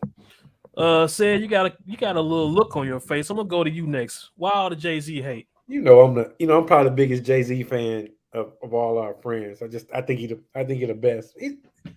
It's jealous, man. I mean, he the king. He the king. He got it all. There's no weakness. Like he has no weakness. And I do think that Billboard, everybody gonna have a list of who the best, but when some independent comes out and crowns the best rapper of all time, that people getting their feelings about it. But I'm interested to hear. I ain't seen none of this. I know you guys mentioned it a few times. This Big Gip stuff. What is it? What is that about? What is he doing now? Because I ain't seen it or heard. Has he got his own show or podcast or something? No, he's on like 4 or 5 different platforms. He was on Just Art the doing interviews? Dialogue. He's on Art the Dialogue. Then he was on. Was he on Vlad also? No, he wasn't on Vlad. He's on Art the Dialogue. But I've seen him. He was on shit. He was on a couple other ones that wasn't. I wasn't too familiar with. Yeah, Beehive, Art of Dialogue, Beehive. Those are two ones I saw him on. Okay. I saw him on a couple other ones too. Is he got something releasing or something, or yeah, he just dug this nigga up from somewhere? He releasing Jay-Z Venom. So he releasing shit. Jay-Z Venom and Tupac Love. Right. I get it, but you just can't. You can't rewrite history. Like I can't front like I didn't love Tupac. I didn't like that man. That man never got his flowers. But don't try to rewrite history like he was that dude before he left, like he was running rap. He was in 96 just for that moment, but you go 95, 90, 94, 93, 92, they weren't giving a shit about Tupac. Please, let's not get into this conversation. We're not, but you asked about this Jay-Z hate. The hate is because he's one of the most successful rappers in the game. He did it from a business aspect when guys just wanted to be signed. You think they hate him because he's successful? Yeah. That's why shit. Don't nobody hate the motherfucker that's at the bottom. You're making excuses. You got to go back and watch that interview. Yeah, it's not really. I watched Melly Mel interview. He had a hidden agenda because not Melly Mel. Melly Mel is a hater. He's saying some stuff true to me, but he's a hater. I'm talking about the Big Gip interview. Big Gip too. What did he say specifically? Jay-Z is he called him one shot Charlie. He has only one topic, and that's the drug money rap. That's Tupac had emotion. He could talk to the girls. He could talk to thug stuff. He could talk being fly. He had multiple styles, and he was an actor and the poetry. He just had so many different facets to him. That's bullshit to me. Like, why does that doesn't matter about being a rapper? Sure don't. That don't mean he's not talking about rap. We get into this every time. We're not talking about rap with the microphone. Rap. He said he's the number one rapper, so that's what we go off, rapping. We don't go off of his movies. That's not what Big Gip is talking about. That's what you guys keep talking about because you can't talk about anything else because he's one shot Charlie. Tupac is more than just one thing. What's wrong with being one shot? If we're talking about rap, there's nothing wrong with being one shot, but a guy who does one thing compared to Tupac, you can't. It's not the same. This is the same thing. I have an argument with you. We talk about boxing, and you go into this Terrence Crawford shit just because he can fight from the left side, he can fight from the right side. I mean, shit. don't get how you're a one-shot Charlie. You know, change clothes. I mean, he got songs for women. He got songs for crack. He wrote shit. Songs. He wrote. He's a ghostwriter. He wrote for people. Like, come on, you know, fucking one shot. So he'll never have hold the up. people. So hold up. I'm looking at this title right now of one of Big Gipp's interviews. Jay-Z being propped up as number one is my issue. So he has an issue with Jay-Z being propped up as the number one rapper. So what the fuck does that have to do with movies and poetry and all that? He is clearly saying he has a problem with him being the number one rapper. Because what he was saying, what I remember Big Gipp was saying is that Jay-Z stuff wasn't being played in the South in people's cars. Yeah. Oh, okay, I hear that. Okay, I hear that. New York Sound. Neither was Tupac at one point. Neither was Tupac. Prior to Death Row, you didn't hear everybody driving around town playing no Tupac music. You didn't hear that shit until Hit 'Em Up came out and All Eyes on. That's when the streets was flooded with Tupac. Prior to that, we was playing whatever we wanted to play. If he happened to be the feature of that song, that's what it was. But Tupac didn't dominate no radio and nothing like that. But I ain't gonna say Jay-Z did either. He didn't. I saw another one, Spice One. I saw another. He did an interview, and he was saying the same thing. Like Jay-Z, you know, he ain't number one. You know, his music wasn't played on the West Coast like that. Like they played, I forgot who he named. Like they played other East Coast artists more so than they played Jay-Z. So that was just another interview of someone just throwing darts at Jay-Z. Hold on one second, guys. Hold on. Let's take a look at a little of what Big Gipp said on that clip you just named. It's not jealousy, guys. Hold on a second. I think you guys don't have that emotional connection, so you don't get it like the Tupac fans. I know you like Tupac, but I think it's just a disconnect. No, he's just not the best rapper. He can have best rapper. He's the best rapper. He's not the best rapper. I went to see Tupac. What? He's not the best rappity rap lyric rapper, but he's the number one rapper of all time. Nah. He's not the best lyrical. That's you guys don't get it. No. He's better than Jay-Z, Biggie, Eminem, all of them. I'm a huge Tupac fan. I went to see him when he only had 2 albums out when he came to St. Louis. Let me ask you a question. Do you guys care about his movie career, the poetry, his story, the lure of him? He's never really died. When he died, people think he was still alive, spotting him in Argentina and Brazil and shit. Yeah, I don't care. You guys don't care about any of that, do you? I think as a Tupac fan, it really hurt me, and I think I was in denial of how he really died. I was probably one of the conspiracy theorists thinking that, you know, the FBI, the CIA shot him up. I think it really hurt for me to really find out that shit was gang related and that it was just 4 cats in the car from Compton and whatever. I think that really hurt me because it's like, here you had this guy that's so brilliant, so smart, multi-talented. Why would you get into some damn gangbanging shit?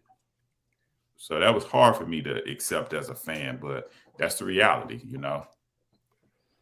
Jay, what are you saying? You saying like the whole artistry? Is because what I'm kind of missing the point. Are you saying he's the best artist of all time out of hip hop? Is that what you're trying to get at? No. So Tupac was a rapper. That's what he was, right? Right. And if you look at his career, not just the music, his whole career, there's nobody better than Tupac. There's no rapper who has emotional connections with people like Tupac does. There's nobody. Biggie is not even close. You can Google it. You can Google how many times per year Biggie gets searched versus Tupac. Tupac, beats him. Who streams more music? Tupac beats Biggie. Jay-Z beats both. You know, Jay-Z is more current. He has a bigger catalog, more current catalog. But just you can look at how the world reacts to Biggie and Tupac, and it's not even close. Tupac wins by a landslide. But basically, let me focus in on your question. It's the totality of Tupac. When Tupac fans see a picture of Tupac when he's 14 smiling, we smile. We feel like we know him. We have like an emotional connection with the dude. It's true. This is why people go hard for Tupac, and it never stops. That's why I was asking, do you guys have that emotional tie to him? And you don't. So you just gonna look at the most skilled rapper and say, okay, he's the best, because you don't have an emotional connection like Tupac fans do. I mean, you can't deny that Tupac fans have this crazy emotional connection. That's why they go so hard. It's not jealousy for the next man. It's just Tupac is our guy, so we, represent our guy. So when he was alive, was you saying he was the number one rapper? I probably wasn't even saying this guy's number one versus the number one. I was just enjoying everything. I was into everything. So I wasn't saying he's the best. He's the best. I was listening to Biggie, Tupac, Wu-Tang, everybody. So, I don't think I was putting, everybody in categories. Yeah, I've always been putting people in categories. I went from Ice Cube to Big Daddy Kane to Rakim. I was always doing that shit, but I couldn't do that for Pac because he didn't have the best beats. So I couldn't scream he was number one. I could hear his potential, but he never had a solid album until he came out with Me Against the World. And then when he came out with All Eyes on Me, it's like, okay, dude did his shit. But man, everything he did, Big followed that up, man. Me personally. All right. And now you know that Big's second album is about Tupac. He's talking about Tupac. Yeah. You can't be better than Tupac talking about Tupac. So how you gonna be better than him? Talking about Tupac. That's a clear influence when you're talking about him on your best album. You see that? Yep. We're gonna stop. So I gotta ask you, right? Me doing this interview with you, and I already know people gonna want me to ask you this. And anybody that knows me knows my two favorite rappers of all time is Tupac and Jay-Z. They both are like number one, 1A, 1B, right? But I gotta ask you, man, me doing this interview with you, it sounds like you're not a Jay-Z fan. I mean, if you don't mind, yo, what's your issue with Jay-Z? Do you feel like he's overrated or something? Or, explain that, yo. Okay, so I gotta stop it periodically because we have to commentate on it. We can't just take that guy's clip. So he's setting up the question. How do you feel about Jay-Z? What is Rodney doing? You looking up at the air? Sleep. All right, so here we go. Let me restart it.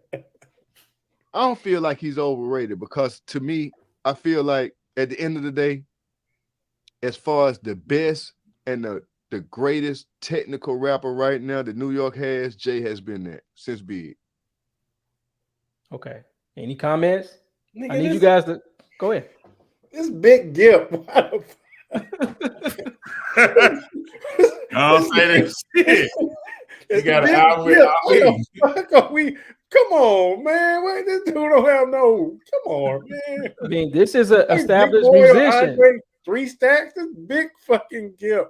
Jay, when I think about this, it makes me feel like Jay-Z didn't do a feature that they asked for. He tried to overcharge them or some shit. Like, all right, let's continue. I think you guys are spinning it for your guy. Let's just listen in. So, respect-wise, I respect that man. I think he is a great fucking artist. As we know, he wrote for other artists, put things together. He did all the things that it takes to be a great artist. So, to respect him, knowing that he came up under Kane, he did his thing on, and he went through the trenches, came all the way up, created Rockefeller with Damon. No, I don't take nothing away from him. My thing. All right, here we go. You cool with that party? Giving him all the respect in the world. He knows the history. He's been around. Here we go. It just be when they try and prop people up and say they the number one thing. What they trying to do, I understand what they're trying to do, man. Like, New York is trying to reposition themselves as the leaders of hip-hop in the way that they're doing it. I mean, if that's the plan, you got to make good music then. I mean, this ain't going to work. I mean, you got to get in the studio. Yeah, because I'm just like, man, like, everything that's been selling records come from the South, pimp. So how could you have a whole list of NBA YoungBoy sold more records than everybody? That's the angle right there. Drake has sold more records than everybody. So how could this person be number one.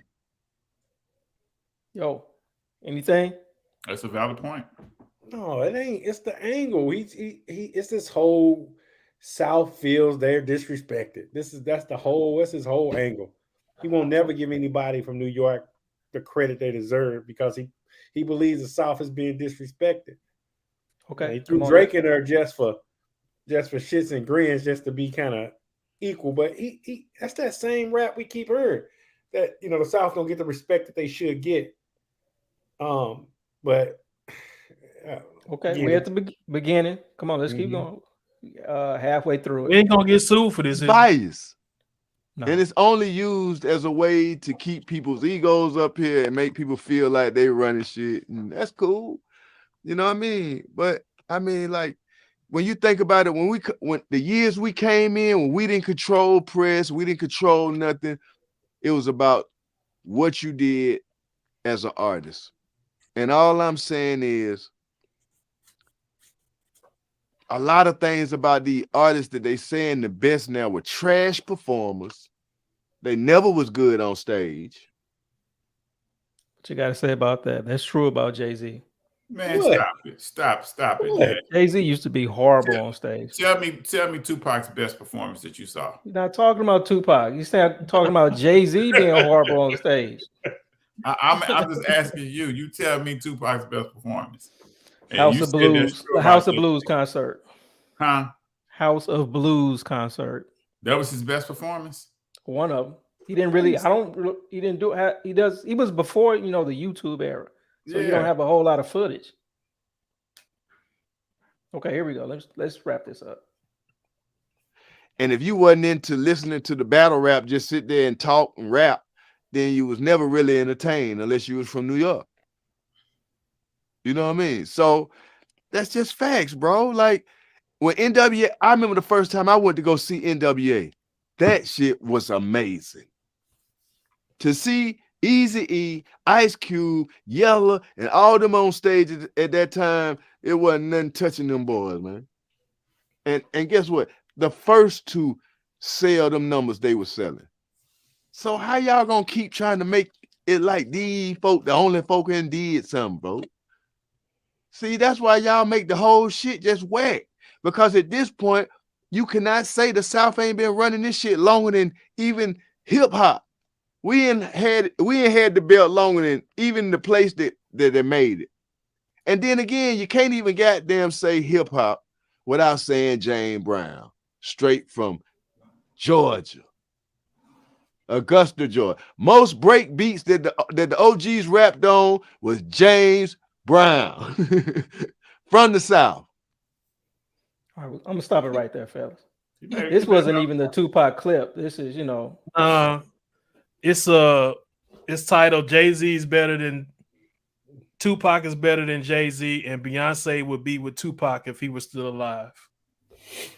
Okay, you guys want to check that one out? Nah, I don't want to check that one out. Fuck that. But I mean, I get it. I mean, I get Tupac is he's the most, what's the word I'm looking for? Polarizing rapper. Most loved. Yeah, polarizing. Say it, Rodney. Most loved. He's the most polarized. He's most beloved. He's the most mythical. He of definitely all rappers wasn't the most loved when he was alive. But he's not. I mean, no. I mean, him dying, brought a lot of that. Because I say no, it's not you, Hughes. That's how it works. When you die, you go up. Like it's the same thing with Kobe. Like Kobe got a tremendous amount more love when he died than when he was alive. But like I said, Tupac, he's the most polarizing, beloved, mythical, talked about rapper there is. He's not the best rapper though, but he's all those other things. Now let's get back to the why is there a Jay-Z hate? I don't know the answer behind that. That's Big Yip, that's Melly Mel. I don't know the answer behind. You say jealousy. No, you say jealousy. It's their narrative, man. I don't know what Melly Mel. First of all, you shouldn't be listening to Melly Mel anyway. But number two, it's Atlanta. You know, Atlanta always feel like they get spiked. What Big Skip said is it's that bias. It's that South bias. But they don't got nothing to do with Jay-Z being the number one rapper. You know, that doesn't have nothing to do with New York versus Atlanta. It's just he's better than everybody from Atlanta. That's a fact. When you think about the King of the South, when T.I. was repping that King of the South, and I like T.I. Don't get it twisted. I like T.I. But under no circumstance do I think T.I. can out-rap Jay-Z. 3,000 can. Who? Andre 3000. He'll put that dude in a hole if he took it seriously. He never got on the track with him. But I thought we discredited him a long time ago because he don't have the catalog, right? He don't. No, yeah, you're right about the catalog, but you know the potential is there. Yeah, I mean, I think I was trying to make that argument one time how dope he was, and he's up there, but it was like you can't put him up there because he ain't got enough. He got enough, and that's why you get the pushback on Biggie because he only got 2 albums. Yeah, you know. Yeah, and that second one is about number one. Yeah. He got it all. No weaknesses. Jay-Z got no weaknesses, no holes. Yeah, and Big Gip is telling the truth. The South had the title the longest from the East Coast to the West Coast. No doubt. But they don't have one clear coat like favorite. Like when the West Coast had it, Q was that dude at one point. Snoop was that dude at one point. Even The Game was that dude at one point. Kendrick was that dude. The South, you had T.I. I wouldn't even say Scarface even got his flowers at the particular time. You know, with the way Rap-A-Lot was running it. Scarface never got the grand rollout of him being the best rapper from the South. You know what I'm saying? But folks from New York and all around, Scarface is probably one of the most Southern rappers that get his flowers from East Coast, West Coast. You know what I'm saying? Mm-hmm. What's better? One guy being the king at a time or Atlanta spreading it out and having 20, 25 different millionaires popping all at the same time? I think the South, Atlanta, because one thing that New York rappers didn't do well when they had it, if you wasn't from their borough, they wasn't really doing features with you. If you wasn't on their label, they wasn't doing features with you. The South did what even the West Coast wouldn't do, and that's work together, join forces. Like there's so many like one-hit wonders or groups that came from Atlanta that helped keep the torch running and stuff like that. That's something rare that we didn't see from New York or we didn't see from the West Coast. You know what I'm saying? So I think what the South did is just amazing because it's not only just Atlanta. You got the Florida boys to put the work in. You got the Texas boys to put the work in, and you got the Georgia boys to put the work in. And I'm gonna count J. Cole from Fayetteville. I'm gonna count that as the South as well, and Memphis. You know, 3-6 Mafia and stuff like that. So they've been running it for a good little minute. Mm. I got a question for Sid and Hughes. Okay. Not you, Jay. I already know the answer. Oh, yeah, I'm gonna be quiet. I've been talking too much. No. You good? It's just I don't know. I just had to take a little restroom break, and I just wanted to ask a question. Random. Who is the better rapper, Tupac or Jadakiss? Better rapper? Yeah. Jadakiss. No, I say Jadakiss. I got interesting. It was interesting because I took a trip to Chicago this weekend and I listened to Biggie and Tupac. That's all I listened to. Tupac does have stories. Like his songs are stories. Like he could tell a hell out of a story. Like, a poet. Right. He could tell a hell out of a story. And it all rhyme and it all groove. The beat's good. No top. Biggie just lyrically was good. His lyrics were just amazing. Bruce Lee. His lyrics were amazing. So I feel like I learned a lot about what you guys talk about a lot now with these two. But Jadakiss, I keep him on rotation. He dope, man.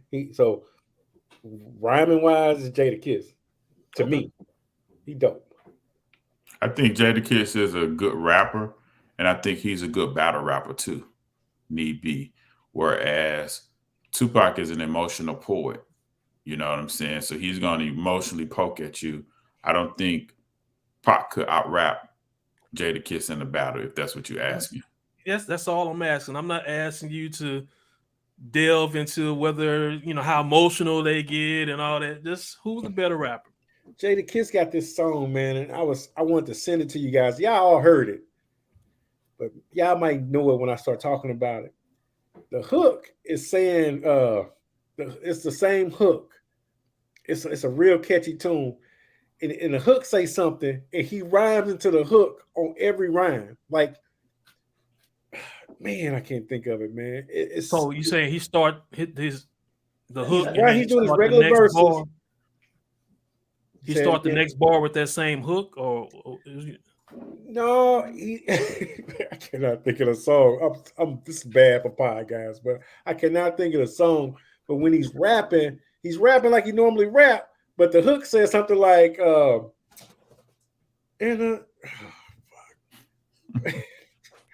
Go ahead, I'll find it and I'll let you know. Okay. Let me ask a question. Jadakiss is the best rapper. I'm not about to argue that. He's a better rapper than Tupac. Okay. Let me pose it this way.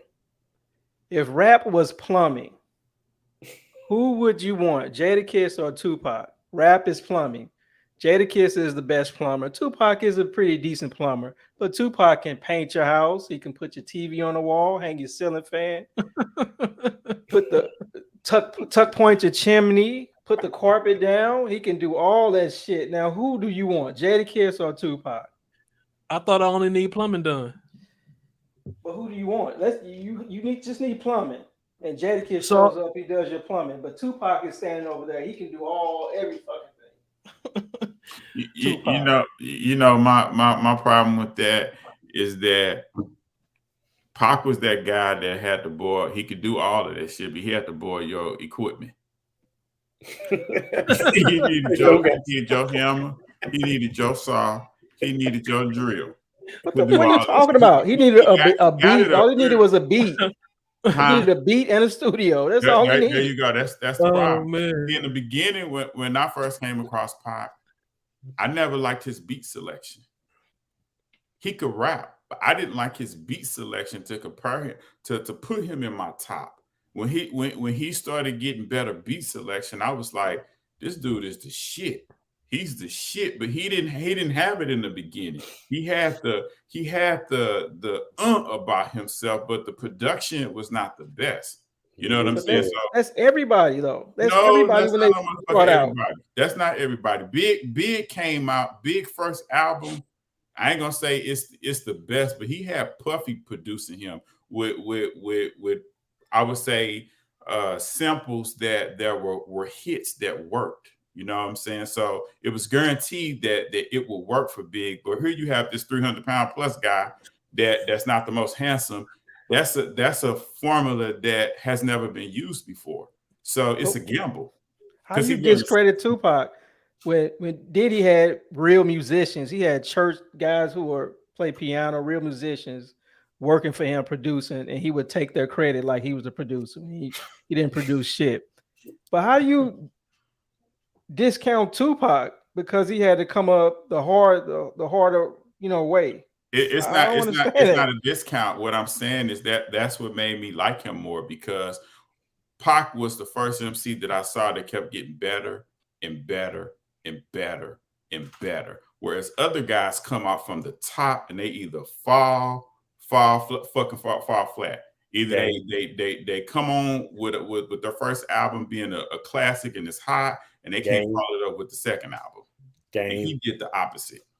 So you saying Tupac, he got his second album was better than his first. Yep. His third album was better than his second, and then his fourth album was better than the third, so on and so forth. Yep. Okay. So he progressed. I disagree. So you like his first album best? No, Tupac's best album is Me Against the World. That's his third album. No, that's his third album. That's his third album. It's better than all that Death Row shit. Yeah, that's his third album. Me Against the World. That's the best album he ever made. Classic. That's the third album. You're in the end. Yeah. So strictly from he started off with Tupacalypse Now. Yep. Second album was Strictly for My Niggas. Yep. So that Strictly for My Niggas was better than Tupacalypse Now. Yes. I guess. Okay. And then Me Against the World was better than Strictly for My Niggas. Yep. And then you had the Thug Life album in there, and then All Eyes on Me. All Eyes on Me and Machiavelli. I personally like Me Against the World, Machiavelli, with Machiavelli being above Me Against the World. Really? To me, Machiavelli, even though he wasn't alive to see it out the door from beginning to end, it may only have one whack song that I don't care for, but I like that album. I really like that album. And that song by Jadakiss is called By Your Side. Oh, yes, I'll be by your side. Yeah, I like that. Yeah. Dude, just listen. I mean, just go back and listen to it. That's a good album. That's the Last Kiss album, ain't it? No, that was The Dragon or something. No, that's that was one of his early ones. Just the Game Goodbye. No, that's his first one. But I remember because that be so good. Y'all can't remember his albums. Shit, he got so many of them, Jay. Not really. It's only about two good ones. But listen to that song, man. It's like lyrically, it's just like a genius song. It's just genius, man. It's like Kanye. It's genius. Now, I will say this: if comparing Jadakiss to Tupac had better concept albums over Jadakiss. Jadakiss a better rapper. That album is A Kiss to Death. That's the name of that album. A Kiss to Death? Yeah. Okay. Jadakiss doesn't have a good album.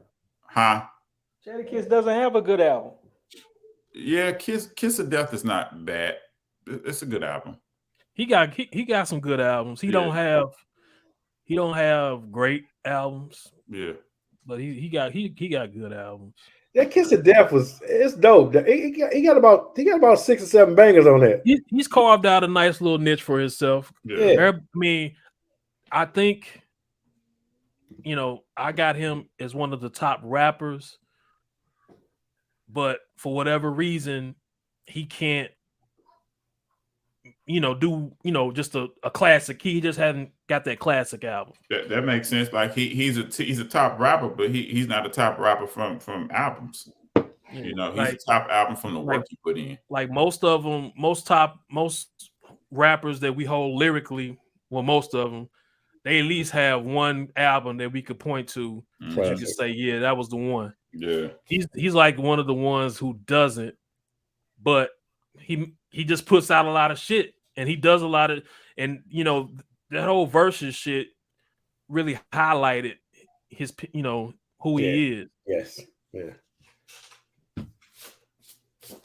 So we went down that fucking rabbit hole once again, where there was a Jay-Z conversation, but Tupac ended up dominating it. So moral of the story is, the question was, why all the Jay-Z hate? So we got the Billboard top 50 was big reason why we getting the hate, and then we got jealousy as being another reason. Fucking don't listen to Big Gip. What the fuck? when I think about Big Gip saying that he would have got the girl, we know Tupac from smashing. We don't know him for being in no relationships with people and shit like that. So, perfect segue. Talking about relationships. So, fellas, if we got off this podcast right now and your relationship fell apart, the bottom fell out that motherfucker, how would you handle dating in today's era? Said you got you took a deep breath, so I'm gonna start with you. I'm done, man. In this era? I'll be done. I mean, I can't do it, man. I don't even got the will to date, man. It's just I'll be out of the game, man. I couldn't do it. It's just too much, man. It's too much. I can't be back in the dating game, man. I'm fat. I'm sloppy now. I mean, I don't. You know what I'm saying? I done hung it up. I done hung up the jersey. My outfits don't match no more. My shoes ain't crisp no more. You know, I'm an old nigga now. So and I accept it. I love it. I love my life. So I couldn't do it. I'd be shot. I'd be shot. Jay, what about you? This makes me sad to hear you guys talk about this. I had to go home and think about it. And I was like, okay, wait a minute. Why come I didn't say this? You guys sound like you guys have low testosterone. You would be dating. You would not just be sitting in the house jerking off, watching TV. You would be looking for hoes. Everybody would. How I would approach this, Rodney, I would get back on them fucking dating apps and find me somebody to hold me over until I can find somebody I really, really cared about. I would date again. I wouldn't just be sitting at home. You would have to. Well, yeah. Oh, yeah. I mean, I didn't say that, you wouldn't date, but I just say how you would handle it. How would I handle it? Yeah. And that was a good point that I wanted to bring up. Would you turn to dating apps? Because like one of the things, like, being young, and stupid and ignorant, if somebody if you knew that someone found somebody on a dating app, you would kind of clown them, like, nigga, you ain't got no game, you got to get on a dating app, some shit like that. But being in your mid 40s and fresh out of a long-term relationship and shit, would that be your option? Would that be your go-to option, a dating app, or would you try to go the old and true route of, meeting somebody at the grocery store, or at the club, or at work, or whatever? Just what would be how would you handle it? Do you think it would be rough for you? That along those lines, because we all know you're gonna do what you're gonna do. You ain't gonna just shrivel up for the next 30, 40 years. Let me say this. I never talk about this, and you guys have access to this too. I would probably just get back on Facebook and find somebody. There are a list of, you may not even know it, but there are a list of people you went to school with who like the smart guy, who like the nerd, who maybe they were the fast chick in school and they didn't say anything, but they still like you. I've run across a couple of them. They're out there and they're waiting. They are thinking about each one of us, and all you got to do is tap in and you'll be right back in the game. I ain't talking about settling down with them. I'm talking about holding you over until you can find, something else. I'll tap right back into that. And I'm not bragging, but I'm saying I have tapped into it before and I know it's out there. Street, what about you? How would you handle this new age of dating at your age? I wouldn't be connected with today's society. Like I know what it's like to try to hook up with chicks from Black Planet. What I used to try to do back in my 20s and shit, and see motherfuckers' pictures and set up to meet them, and one eye over here, the other eye over there. It's like shit just. Some people come up like that. I'm not one of those kind of people. I need to see what I need to see in person. You know what I'm saying? So I can't get a connection with you and get my hopes up high. Ooh, her picture she looked fine in her picture. Then see you in person and I'm disappointed. You know what I'm saying? Like, I'm not an actor, so I'm gonna hit you with the deuces. Like, if I don't like the fuck I see, So I wouldn't be happy with myself, but yeah, I would be trying to make that shit work. And I don't think I would have a good success rate. Not about being afraid of rejection. It's a lot of weirdos out here now. You know what I'm saying? It's a lot of weirdos out here. A lot of shit going on. A lot of shit out here. So I wouldn't be as confident as I was in my 20s, my teenage years, and my 30s and shit like that. Being in my 40s, being probably the worst shape of my life now. You know what I'm saying? Trying to approach a motherfucker, like, and when I'm thinking dating, I'm not thinking motherfuckers like my age or, right. I ain't even thinking nothing about my classmates. I'm not thinking like that.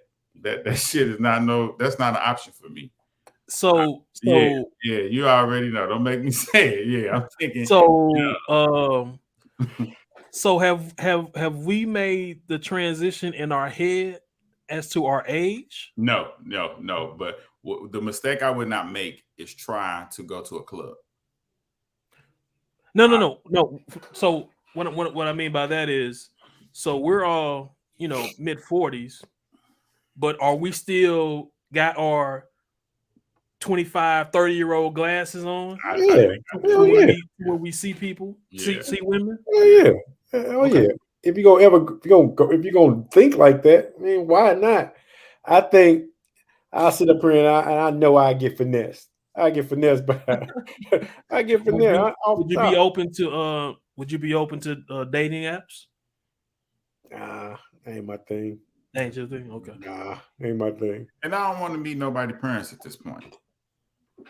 You know what I'm saying? Like that's like a no for me. Like I ain't trying to meet your people. You know what I'm saying? Me and your mama, we same age. I'm older than your daddy. You know what I'm saying? By 2 years. You know what I'm saying? I don't want to see what that feel like. I don't want to have to run into one of my daughter friends. Like, Daddy, I went to that's her in the picture. Oh, okay, yeah, and that means what? I want to. Yeah, it's rough. Mm-hmm. Yeah, I think I think we all,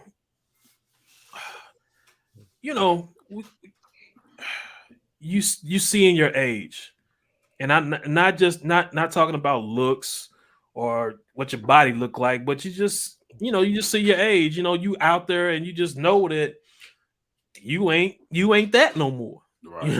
You ain't, as cool as we think we are right now, we ain't. Mm-hmm. We ain't.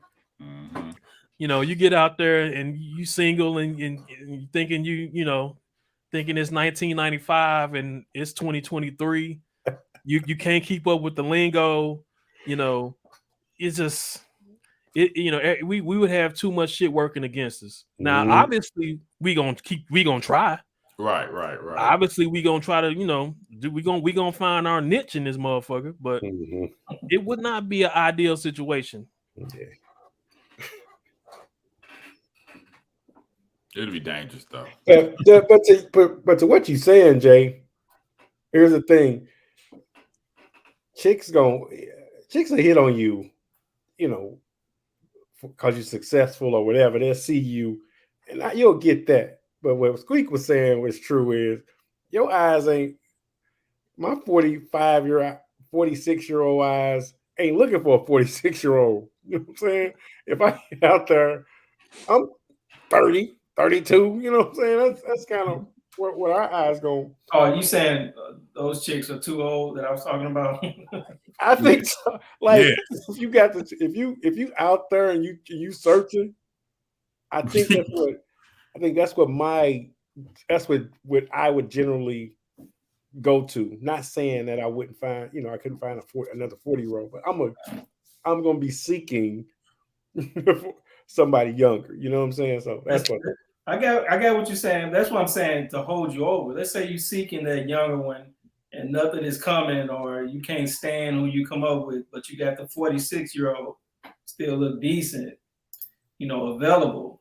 You're not gonna take that, or you'll say no thank you? I don't think I say no thank you, but it's just like, what am I doing this for if I can't if you can't get what you want? You know what I'm saying? Okay.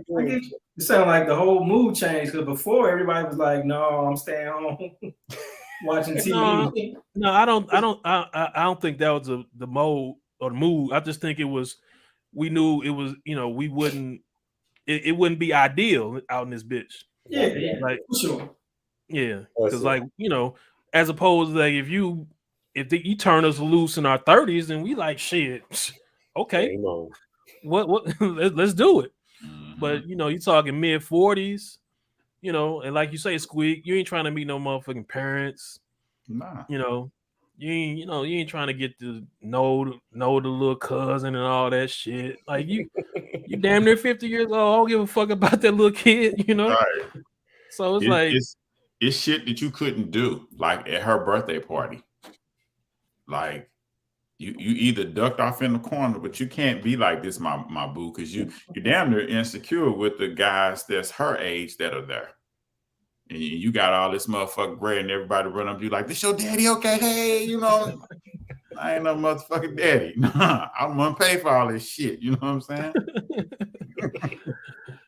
But okay, all right. Well, to all those significant others out there who gonna listen, no one is trying to creep out and do anything. It's just a question, So we're gonna move on to our last topic because we need to close this bitch out.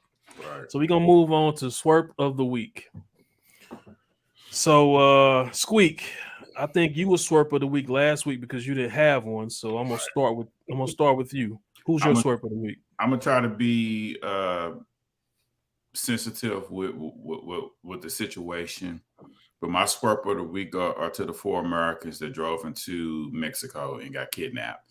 Rest in peace to the 2 that passed away, and to the 2 that came home. That whole situation to me, that was beyond crazy. Those 4 individuals are my Swerp of the week.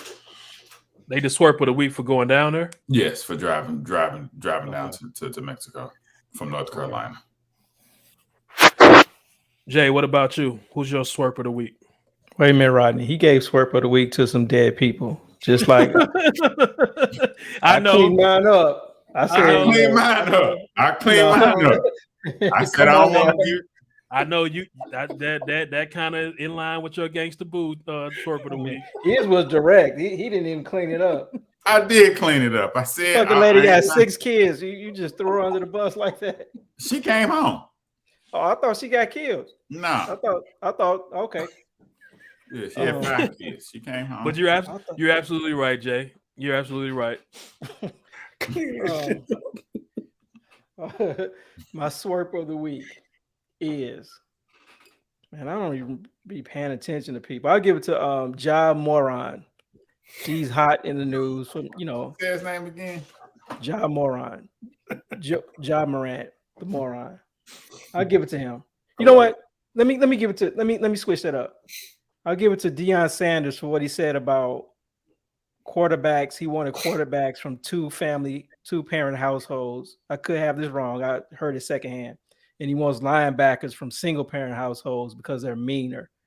He wants the quarterbacks from more stable households, I guess, because they can be, field generals and be smarter, more rational. And he wants his linebackers mean from single-family households. So I give it to Deion Sanders for that comment. Goofy.